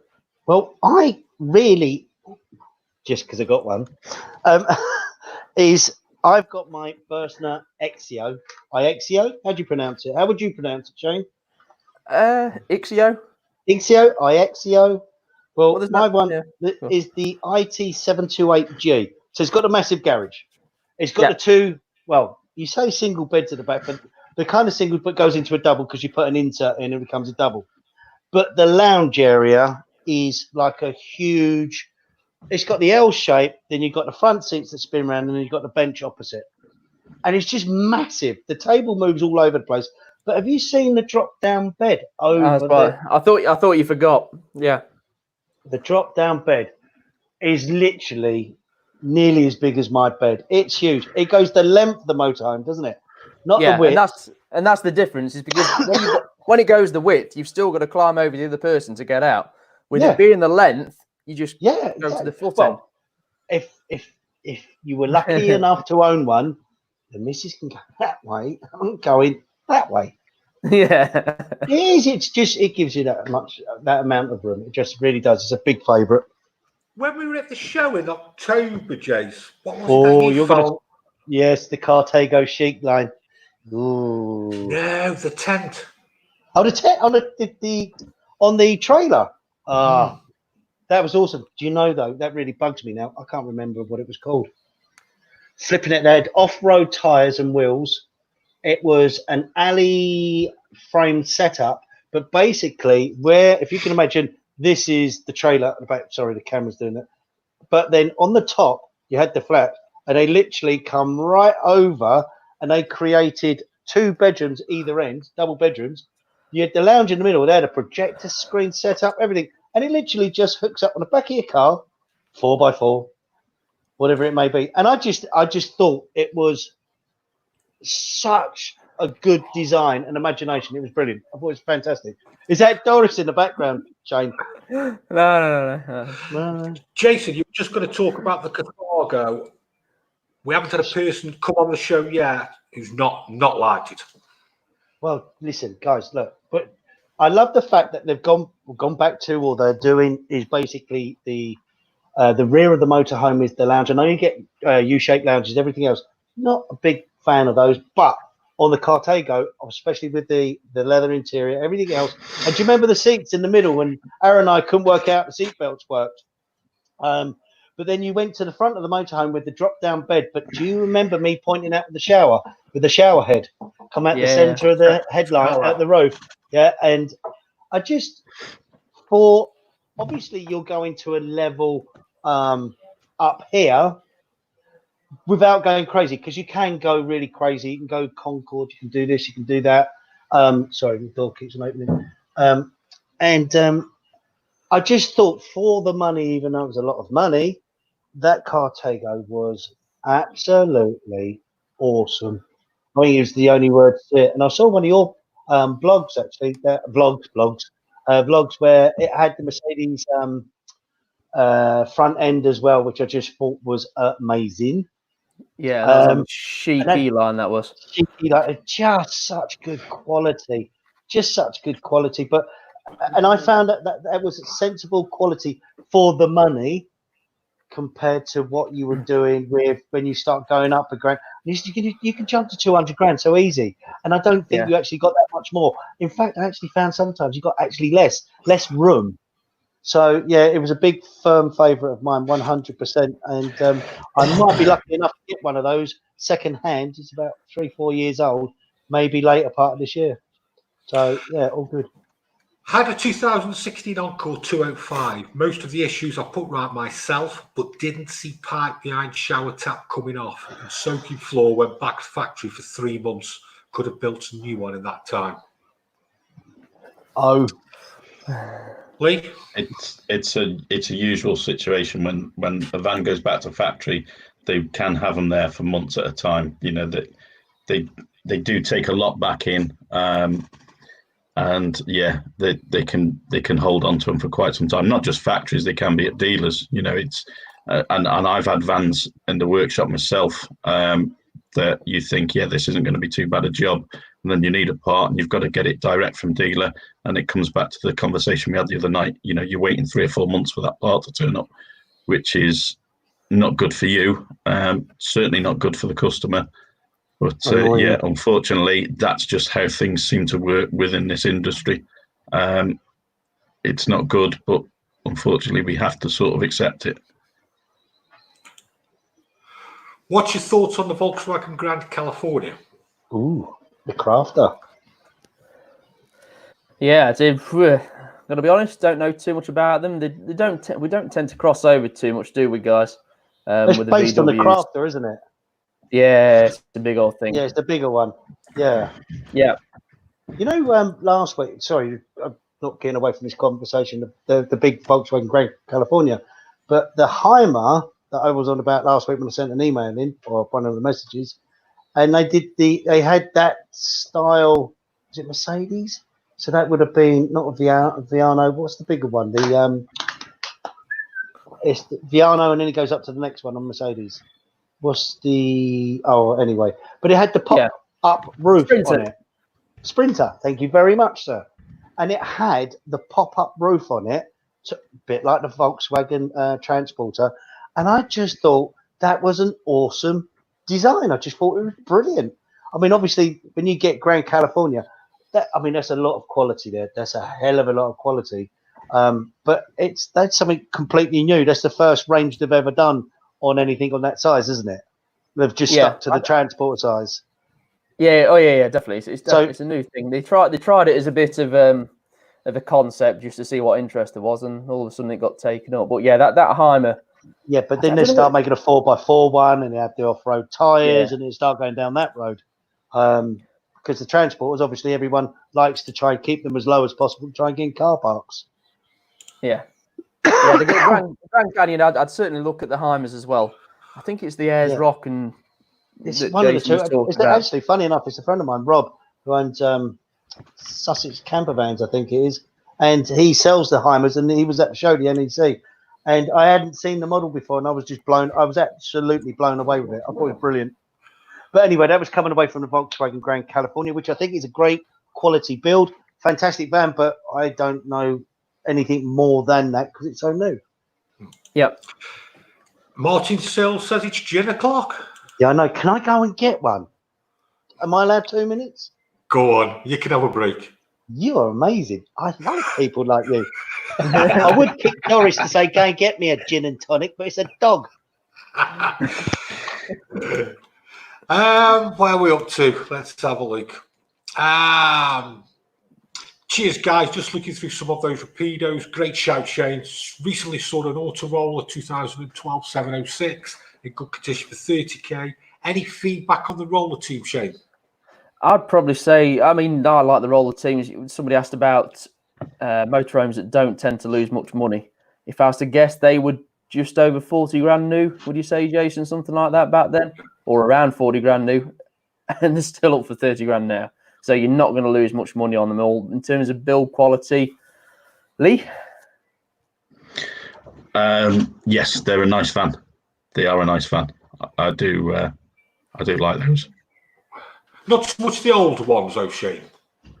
They've come on a long way, haven't they? And I'm talking older. Yeah. I mean, I'm talking 98 to probably 2002. Oh, yeah. Very, very. I can't remember whether it was roller teams or if it was the CIs, but I remember my dad used to sell them new. Well, he was part of the company that used to import them originally, and I can always remember him saying that they were literally all damp. And I mean all damp. I'm talking mid-90s. And it got to a stage where he had to start sending them back to Italy, back to the manufacturer over there. And by the time they sat in the vineyard for 10 weeks, in 100-degree heat, they dried back out again. But yeah, they used to be awful. But they have got a hell of a lot better. Prices obviously got on. I mean, you could buy one for $18,995 back then. Do you like a fixed table or an unfit table? Unfixed. Do you know how many times I smacked my head on fixed tables? I think with a fixed table now, Lee, you've got no options, have you? No. It's they tend to be quite big as well, and sort of trying to get around them can be quite a pain, to be honest with you. Yeah, it depends.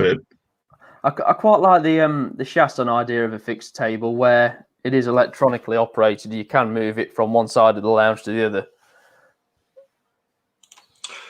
Back onto our favourite subject. Which dog? Archie, Betsy, Buffy, JJ, Minnie or Tilly? What? Minnie. Right, which dog? Is that the name? I'll get a name. I don't know. JJ's all right. Got to go with the J's. Yeah, that's too easy. Paul solar panel. What size is it? My factory fitted Sargent solar panel is only 20 watts and doesn't achieve much charge, especially if it's not in the sun. That's not a lot, 20 watts, Lee. No, it isn't. No, it's pointless putting a 20-watt panel on, to be honest with you. The other thing I will say, if he's regarding Paul's solar panel, is obviously he may have a Duff battery, but it may be worth having a look at what his regulator, the solar regulator's showing. If he has got any issues that it's not showing what it should be, according to his handbook, call the Sargent Technical Helpline. They are really, really good. They're really helpful.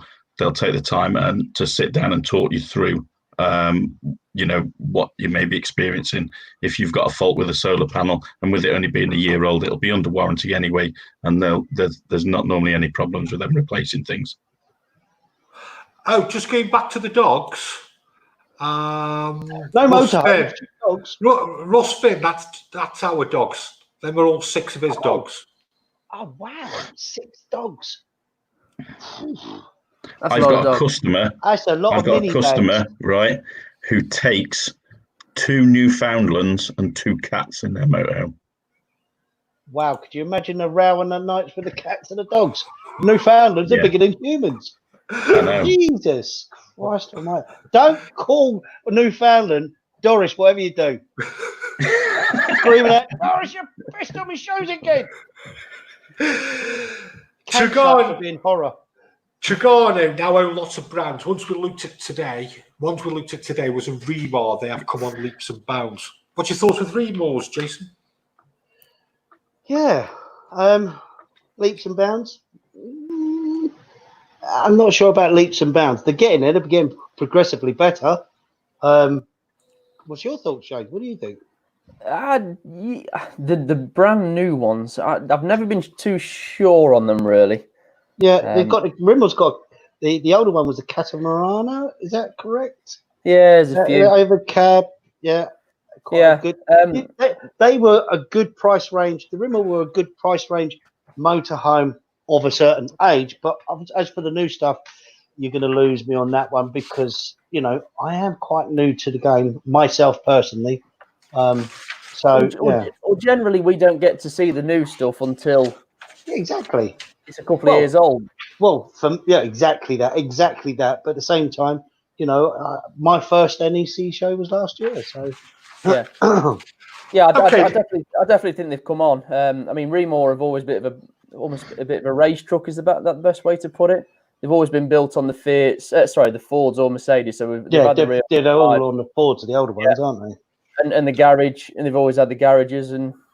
But then don't ever put down a Ford because I actually think the ride of a Ford is quite good. The chassis is good.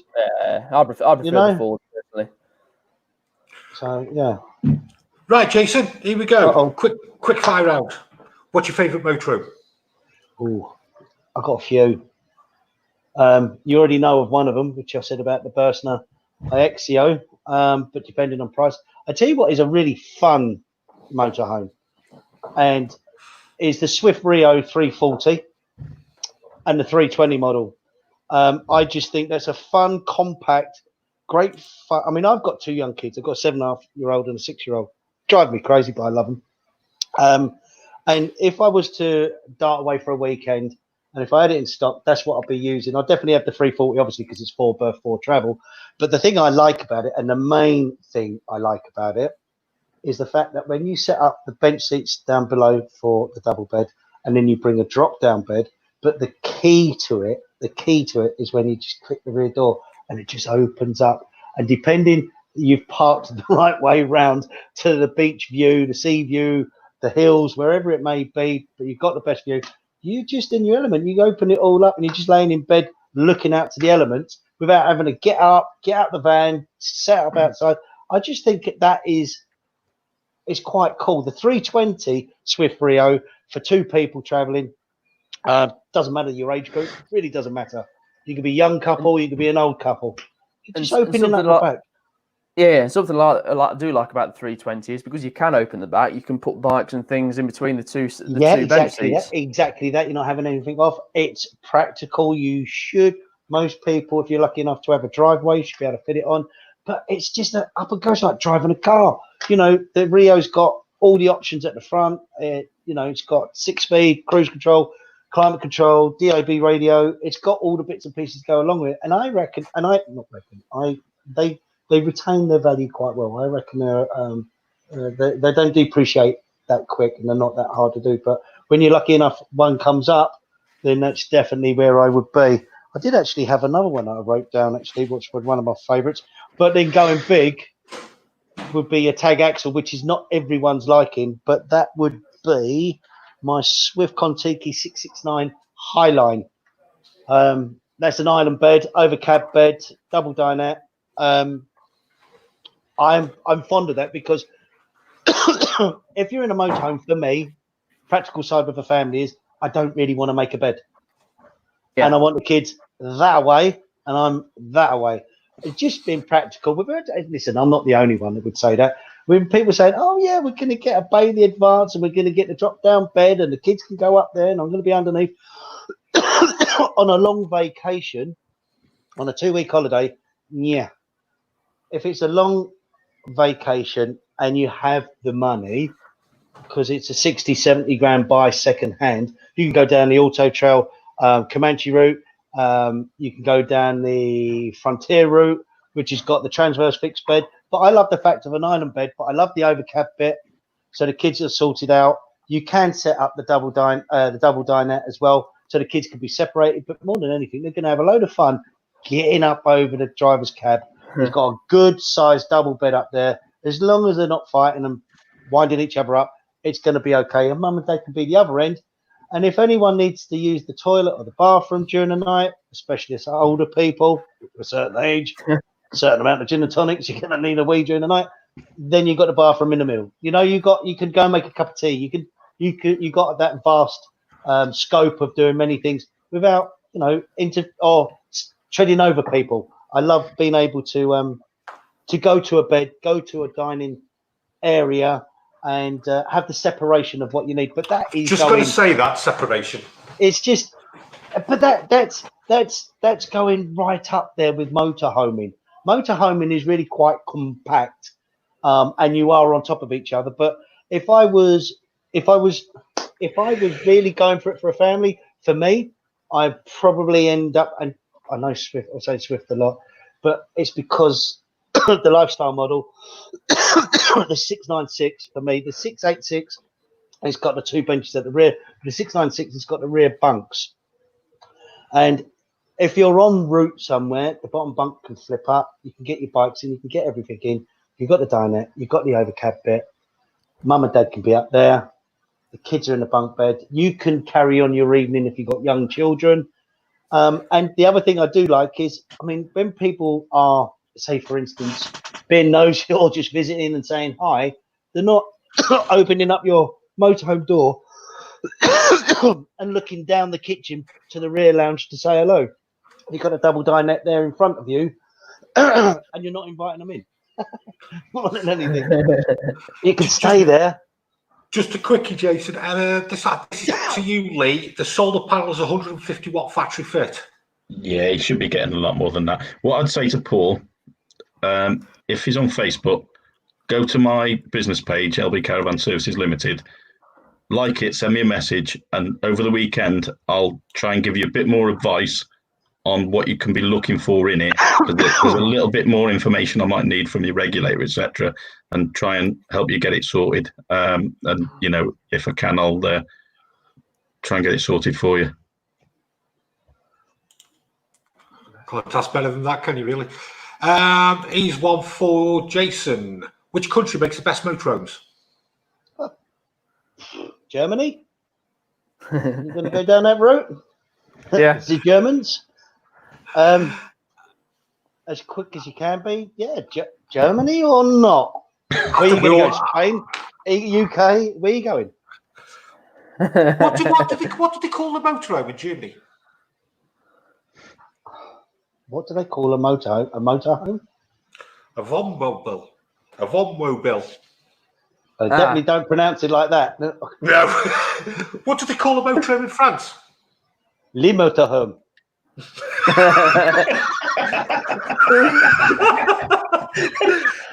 Camping car. Oh, that just sounds stupid, doesn't it? What do they call a motorhome in Italy? Go on. You get me so disappointed. What do the Italians call a motorhome? Give up. Camper. Shocking. The quiz is shocking. What do they call them in Spain and Portugal?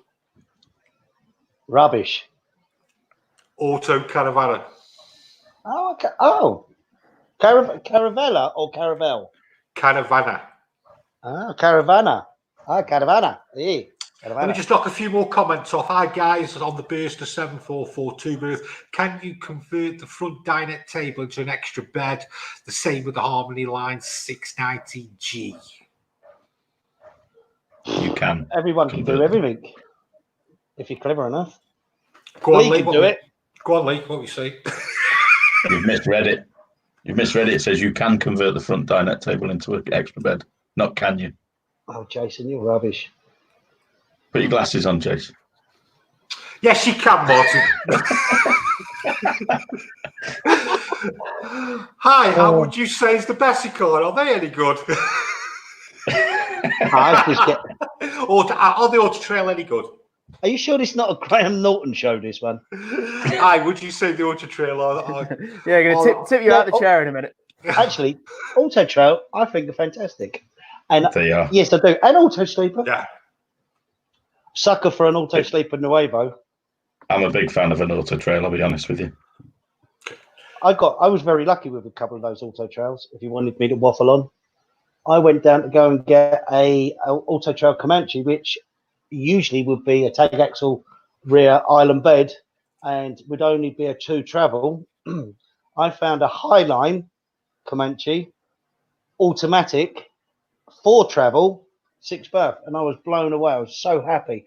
But on the way out, there was 2 brothers and they had quite a big estate. I said, what's that in the corner over there? And that was the other brother's Auto Trail Chieftain, which was another Highline transverse bed, 6 berth 4 travel. And I was like, there was 2 in one place, and it was just amazing because you just don't find the rocking horse. Yeah, So especially the 6 berth, Highline and the travelling seats. It was just it was a good find, really good find. Just very quickly, Jason, I managed to read the Martin comment correctly. Oh right, okay. No, the front. No, he just put it out wrongly. Oh, wrongly. You read it right. Right. No, so the 690 doesn't convert into a double bed at the front. That's what I was trying to say. You're bringing the name Jason to shame. Jason, Yeah. do you prefer buying or selling? Do I prefer buying or selling? To be honest with you, I have as much fun with both. I love meeting people. As you can gather, I like having a laugh and a giggle. And I've had 5-star reviews with buying and 5-star reviews with selling. I won't sell anything to anyone unless I think it's right for them. And at the same time, with the buying side of things, I will walk away from something, but I will still shake their hand. They will still be happy. But yeah, I like both sides. I must admit, I prefer being out buying during the week and come to the weekend. My role is to help out the sales guys in the showroom at the weekend, and I'm quite happy winding them up all day long. The other salesmen, it's great fun. Literally, it's great fun. And I guess once you've been out and bought it in the first place, when it comes to selling, you should already know that model quite well, which helps. Yeah, I mean, of course. Yeah, of course. But you got to remember, yes, of course. But you got to remember sometimes when I'm out the office 3-4 days a week, there are other vans coming in, not just via me. And it is trying to keep up because I've got up to 130 in stock at any one time. I have between 30 and 50 going out per month. And sometimes I'm asked a question by the director, what about this, and this? And I'm like, don't know, because I can't keep up. You have to forgive me. My throat's gone dry. Anyway. Biggest gripe about motorhomes? When they decide to have a sneezing fit, when you've had everything checked, everything's tickety-boo, habitation's all ticked off, everything's wonderful, and they go up the road and something doesn't work. That's a big bugbear. But then I used to have that with 4x4s, literally a management light would come on, and there was nothing wrong with it. For 2 weeks we had it in stock. So do you think you're committed to the job? Bloody love it. Not as committed as this guy. After the war ended, a Japanese soldier, Hirod Onoda, right, he was stationed in the Philippines, right? With one leg and one arm. No. He hid out fully armed till 1974. Then he was found, and he still refused to surrender. Right. What they had to do is they had to fly out his commanding officer to convince him. That's commitment. I actually heard that a few years ago. Yeah, it's another true story. Full of them tonight. Yeah, just swerved straight off the motorhomes, but there you go. What's your best pound for pound? What's your best pound for pound? How do you answer that? What? How many pounds? How many pounds? Pound for pound. Hey, Shane made the answer question up, so don't be blaming me. I've got to get the directions right. It's the camera, isn't it? I know everything's back to front, even me. And I will point out one quick thing. I've only had a second drink tonight. I haven't had a drink all day whilst everyone's been barbecuing and having fun. Apart from that, pound for pound, I love the Lifestyle 696. I just love it. I just think it works. Great value around the early 40s, late 30s. But then that's quite an expensive pound. You know, there's different values of different things and what everything works. It works for me purely because of my family. What about you, Lee? Let's bring you into it. What's your best pound for pound motorhome?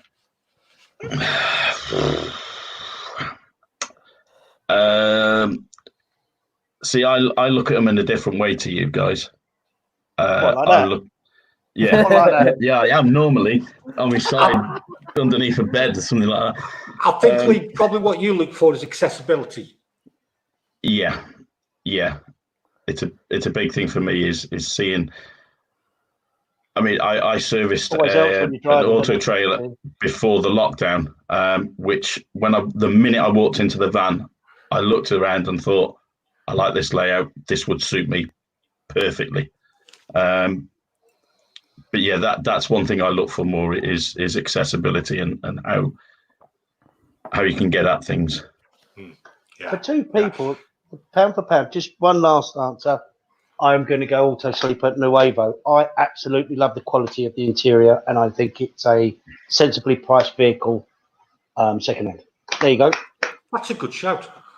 Really love the Yeah. interior of the That's a auto good sleep at Nuevo. Yeah, It's took 1 hour and 51 minutes. And it's been fun. To get that, I have brought 2 cars from you, Jason. Both were excellent.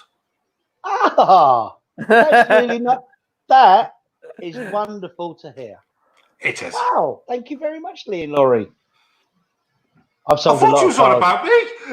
No, Yeah. Jason. Number one.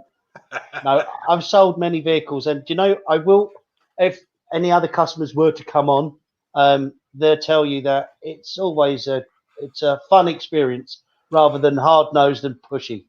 It makes it worthwhile when you get a comment like that, doesn't it? It does, and I take that and I embrace that with both arms, literally, because yeah, it's nice to get feedback every now and then. It really is. As I said earlier, I would never sell anything to anyone unless it was right. And if they're still persistent on buying it, I blatantly tell them I think you're buying the wrong vehicle. I've done it. I've done it many a time. And I've had one customer that's come back to me 2 weeks later and shook my hand and said, I'm ever so sorry. You were right. Can I change the vehicle? I'm like, okay, yeah. We've got to ask you, What? how do you see the market? What's going to happen? Oh, look, I think there's too much doom and gloom about everything. I know we're in a really, really bad time, grey area, the whole shebang. And I try to understand as much as I can. But there's one thing about anyone that works with me, around me, the business, we're enthusiastic about getting back to work. You know, I'm hopeful of a great start. I know it's going to be. I really know I know it's going to take a few months. I know it's going to take maybe up to 6 months, but I'm going to go to work with a kick in my heel and just basically be ready to help anyone coming through. I'll probably have a lot more time to be able to spend with people when we get the green light. We will still have protocols in place. I mean, we're pretty good anyway. We've got a way that we will vet people as such, because you can imagine. I don't know if you've been down to our site or any of you guys have. I know Shane has. We can get so busy. We can end up. I've got weekends where I've got 4 to 5 salespeople active and ready to help. But sometimes in the past, we've had people that are on their weekend or their day out. They're not interested in buying, but they're just basically getting an idea. But it's a day out for them, and they've brought the dog. We've got 11 acres at site, so they love it because they can send the dog off, and they bring Doris. But we will vet our customers. We will go through certain protocols, but it's even with this with the scenario we're going through at the moment. We're actually quite good because we were kind of more or less set up before this outbreak, because every single one of my salesmen's desks has antibacterial gel, because I got fed up with the amount of people that used to come in with full-blown colds and want to chat and shake your hand and give you a cuddle and go around looking at vehicles. I'm like, seriously, could you not have stayed in bed? So I actually put in place hand gels, all this, everything else, and keeping everything clean, door handles, everything, the desks, the tops. I mean, every couple of hours in my office before this outbreak, I go around with antibacterial spray, doing all the chair arms and everything else. I just kept everything clean. And especially when you shake your people's hands, I was always putting my stuff on because I got fed up with getting colds because I end up meeting so many people. But you've got to imagine on a Saturday, all right, I'll give this back to you, Jason. On a Saturday, how many people do you reckon you get coming in to see you and talk about motorhomes or potentially sell it, buying a motorhome? But how many people footfall do you reckon you get on a Saturday? I won't even be in your league, to be honest. Probably No, about half a dozen. About half a dozen. I've got Jason doesn't half work a Saturdays. Jason doesn't work Saturdays. That's mainly. Why do you So add correct. Saturdays onto that? Well, I don't. Oh, you're getting it from the pair of them. I'll back you up, Shane. Right, Jason. Right, you'll have half a dozen on a Saturday. Yeah. Now you still got quite a few motorhomes in stock, haven't you? Yeah. You've not got 2 or 3. You've got quite a few. Yeah. I will have 6 people per half an hour. Now I will easily end up with 60 to 80 sets of people that are within reason wanting answers. We can't do it. We can't keep up the speed with all, because I can't have 20 salesmen just ready to go around doing as much as they can for everyone. Of course, we would love to be able to do that, but we have a vetting system where we ask the customer to come in, sit down with us for literally 5 minutes. We will go through a sheet, literally like this. I'm going to show you all of it because you want to know. But basically, we'll take all their details. We will take the details down to their mobile number and an email, vehicle of interest, their budget, and what they want to use it for. How many travelling seats do they need? How many people are using it? And basically, what it does, it shortens the scope of what they need to see. They don't need to go out and see over 100 motorhomes because I have not got the staff to be able to do that. I just haven't. So we have a vetting system, which is quite good because we can put everything in place when everything starts to go back and everyone starts to go back to work. And we will have protocols put in place for cleaning stations, which we've already got. We've had them all for a while, but we will have them spread out all over the place. And we will have people to attend, open up, spray the door handles, everything else, but they can be left alone. But they will only be left alone to a certain few of motorhomes. They're not going to be left alone to go and see 100, 120 vans, whatever. They might have a certain budget. They only need certain travelling seats and they only need the berth. So I might only have 4. I might only have 6. I might only have 1. So then it's broken it down to actually helping that customer, understanding that we're helping that customer, because sometimes we get customers come in and say, I would like to wander around over 100 vans for the sake of it. I just can't do it because I keep everything locked. Everything's locked because the certain few broke it for the many. We've got too much damaged stuff, broken windows. But the director caught a woman thumping a window in the kitchen area, and she cracked the glass. She cracked the perspex. 400 quid, 500 quid. I can't remember how much the window was again then. And actually, and her husband turned around and said, "Well, it's your fault." It just So we've got things in place. We've got everything, all the stations, all the cleaning stations, everything's in place. But we've got a vetting system that works and worked before the COVID-19 outbreak. So it's going to work for when we slowly get back to work as well. So we've already got in practice. We're used to using this system, been in place for a good couple of years. So it's actually going to be quite easy for us to accommodate people now anyway. We're used to it. Just catch up on the comments. Can you get a motorbike on any of the motorhomes in the 25k range? Depends if they can get a tow bar set on it. Lee? Not every motorhome you can have a tow bar set up, can you? No. It's depends on how big a bike. I mean, looking at the picture, it's not a particularly big bike. I mean, what's in the 25k range? That's more something that you guys would know you know, what's got a decent sized garage on it that you may be able to get something like that in. Looking at the picture, it's only just sort of bigger than. Yeah, It doesn't you're look a you particularly might. big bike. It's difficult. You're almost. It depends on the size of it or the weight on it. Well, size and weight to how big the garage is and the payload. But you might even have to look at something like a specialist race Bike truck, trailer. or You get the P-lock go with down the the big trailer. garages on that price range, can't you? Just put a ramp. You can take the front wheel off most of these bikes, and actually that brings the loading space for the rear garage a lot better. You can get scooters in them quite a lot, mopeds. I haven't seen the picture of the bike, so I'm just trying to help. Yeah. I think Auto Trail have got it right when it comes to TV location.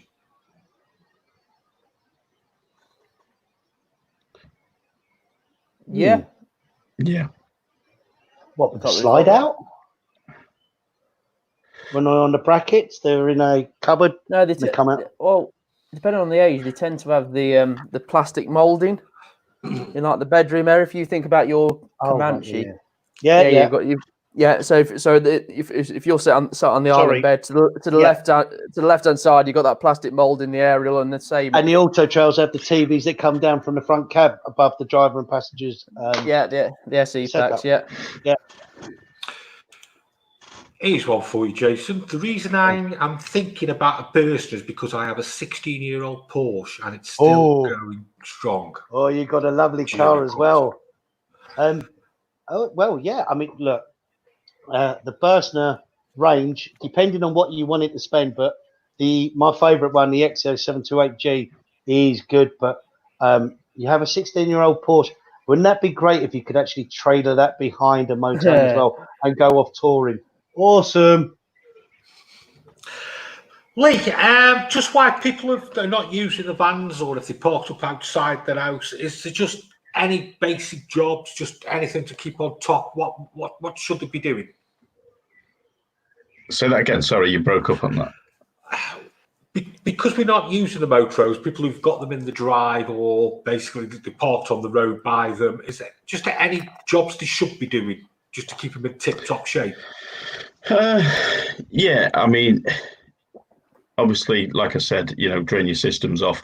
It'd now be a really good time to freshen up your waste tanks.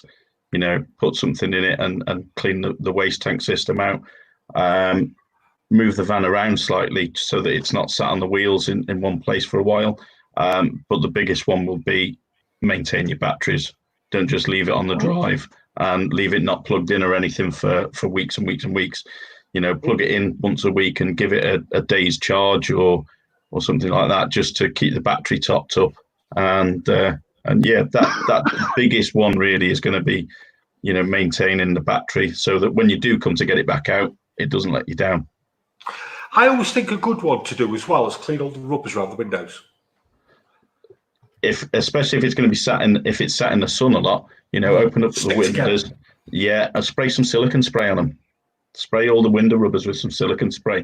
Do all your door seals, your locker door seals. Get some silicone spray on them so that they're not sticking and easy to use when you do get back out with them. Yeah, just keep it on top of them. It's like you say, especially. Yeah. I saw a comment earlier on. Someone mentioned cleaning the windows and trying to get marks out of the windows. There's a great product called Vuplex that you can get for cleaning acrylic windows. It's really good stuff. So that's something to maybe give a try. Anything you want to throw at him, Jason? No, it's all good, really. Enjoyed my time this evening, that's for sure. Hasn't 2 hours gone quick? 2 hours and 4 minutes. Doesn't it go quick, eh? It does. So, do you want to wrap it up? Yeah, just to very quickly finishing with that. If you just scroll down to the next comment, Jason. Sky blue. Yeah, that's the bike. 235 kilograms. I don't think that's too bad in weight, is it? Really? I can't see it. I don't know why. It's right below you, Jason. Oh, got it right. Sorry. Hang on. Yeah. Click on it. 235 kilograms for the bike. I think the best quite thing heavy. I'd look. Yeah, I think the best thing I'd do is look at something on a Mercedes or Ford. That's the best advice I can give you. And then 100%, but you'd want to trailer that. You wouldn't want to put that. You'd be over your payload, wouldn't you, if you were? Yeah, Yeah. it's something that size. I'd be Trailer. putting it on a trailer. 100%. It's a really nice bike as well. You'd want to be ensuring that safely fixed to the back of a motorhome, wouldn't you? So Yeah. trailer, Yeah. 100%. Trying to push 200 kilos into the side of a motorhome could end up going badly wrong. Yeah, especially with Doris around your ankles.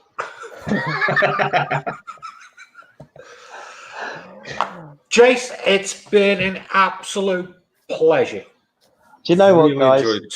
I've got all the time in the world for you guys. I really have. I enjoy this. Very apprehensive about doing it because I'm not very good in things in this like this. But thank you. I appreciate it. I'm very positive about getting on with everything in the workplace and lifestyle. And I hope everyone embraces that when they get slowly back to work and don't go back too nervous. Just, be safe and get on with it. Just a quick shade. Do you want to mention about the next shows, what we're doing? Yeah, okay. So what we're doing from now on is we're making it a regular slot because we have been a bit all over the place with these shows, haven't we? But we're going to make it a Sunday at 7 p.m. I think that's going to be the best time where everybody's going to be in. The reason we're probably looking at that is towards as well when we start to go back to work as well, isn't it, Shane? Really? Yeah. Because it does take a lot of time to get these together. To be fair, more than you probably realise. So not this Sunday, not in 3 days, 2 days. Oh, I don't know what day it is. That'll probably be a first start. Friday. Yeah, not in 2 days. A week on Sunday. Yeah, we could. A week on Sunday. We might be a bit spontaneous and throw the odd live one out here and there as well, might we? Just jump and just roll with it. Just me and you, Shane, into just chatting. They're going to be every Sunday. We're going to get Lee. You're going to be on giving more advice.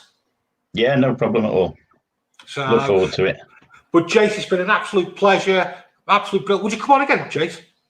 I'll come on again if I could try and pick your nose. Now, one thing we have to get sorted is what was the American show where they started off the beginning of the program of the show and everyone was in a square and they were looking down at them and looking up at them. We've got to name that show. And maybe the viewers might come up with it. If you can come out, whoever gets the right answer, Jason's knocking £12,000 off any motorhome under 15 grand. Yeah, I think Jason and Shane are buying them a bottle of gin. And we need to get the gin manufacturers out there to sponsor us. We can have a little tipple. Yeah, why not? Could be whiskey guys, thanks a lot for everybody watching out. Brilliant. Look forward to seeing you next time. Thanks very much. Take care. Thanks, everyone. Bye-bye. Cheers, guys. Bye-bye.